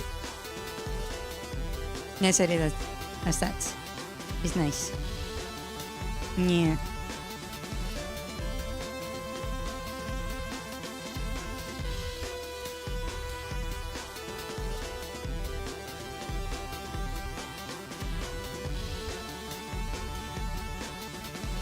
Yes, I could change it to a different phrase quite easily. Sí, contratamos una ardilla para el TTS. Contrataron a una ardilla para el TTS, chipmunk. Yes, we hired a chipmunk for the TTS. Indeed.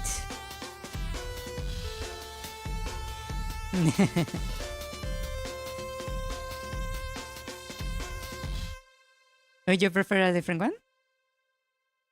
I can set it to something else. Underscore.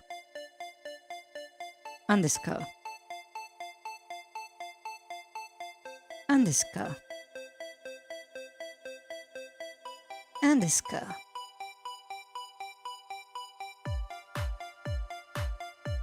Underscore. Okay.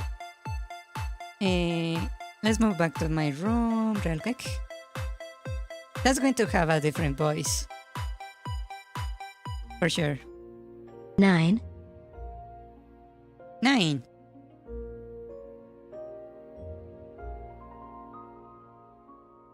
Hello. Holla makes sense. Also Holla time alert. Time alert. Hello, hello. We have been granted the power of speech yet again. Indeed you have.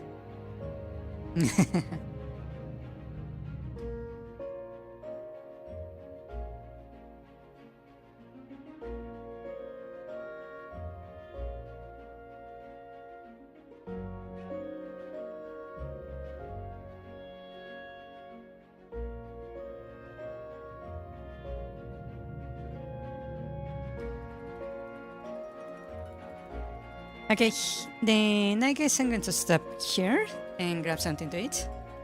Entonces creo que voy a parar aquí. Y voy a agarrar algo de comer. Nos vemos mañana para más Elden Ring. We will see tomorrow for more Elden Ring. And please do make suggestions about what kind of $100 will you like me to add. Yeah.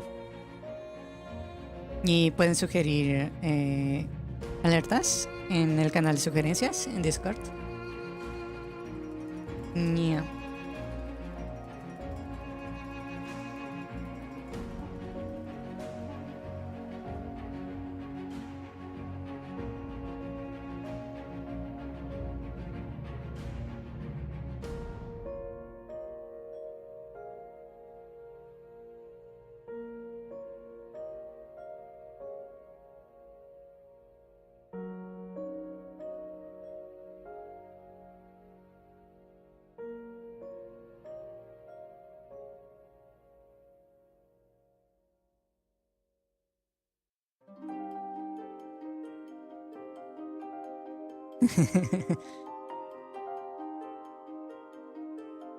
Sí, está bien. Just acabo de ver en Twitter que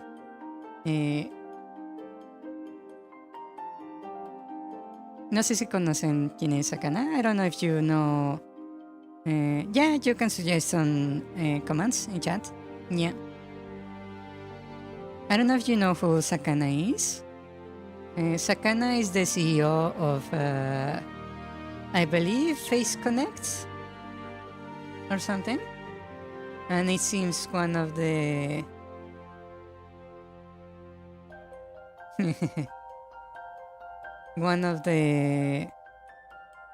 VTubers associated with the company was doing a spaghetti recipe they got from Sakana, and they got their stream taken down for violating the guidelines on self-harm because the recipe was so awful. Yeah. And it's not like it was a joke recipe or something. It was just plain bad. Yeah. And here is what the takedown notice said.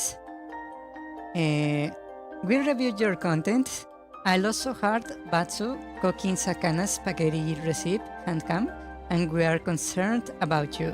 If you are currently struggling with indigestion, nausea, or diarrhea, please reach out for help, talk to someone you trust, contact your doctor, or go to the hospital.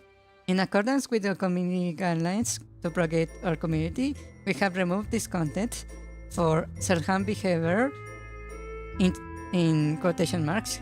Eating Sakana's pasta is not allowed on Twitch. Please read our community guidelines. Blah blah blah blah blah blah blah.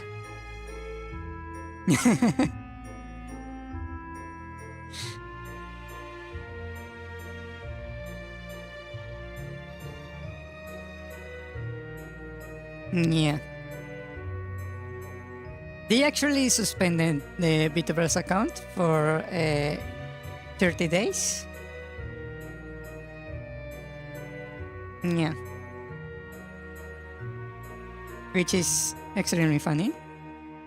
El CEO de, I believe, creo que es Face Connect, una agencia de VTubers, le dio una receta de espagueti a uno de sus VTubers y suspendieron al VTuber por cocinar la receta en vivo en Twitch. Y literalmente los banearon por un mes. Yeah. Era lo que estaba leyendo en Twitter. Lo peor del caso es que la receta no era una receta de broma.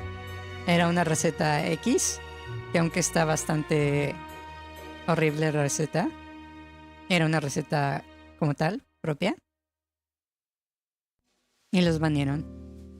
Y en el mensaje de donde los banean, los de Twitch, ponen que si está sufriendo de indigestión, náuseas, diarrea, que busque ayuda, contacte a un doctor o vaya al hospital. Y que el directo fue suspendido por violar las guías de la comunidad en el área de... ¿Cómo se llama en español?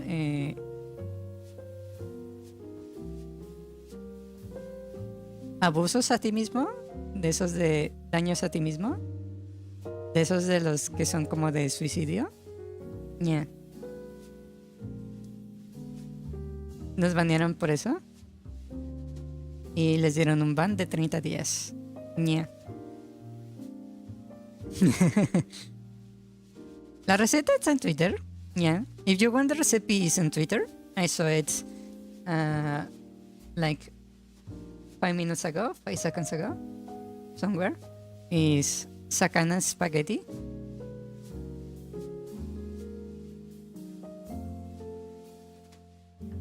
Yeah.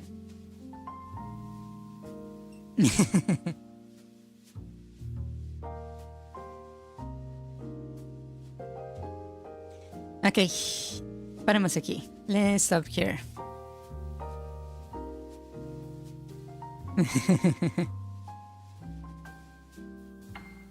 Ok.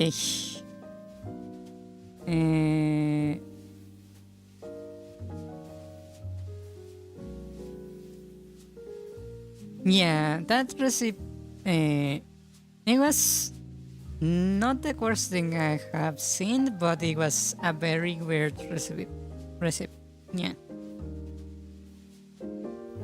Ok, buenas noches, me retiro. Necesito cenar. I had to eat something.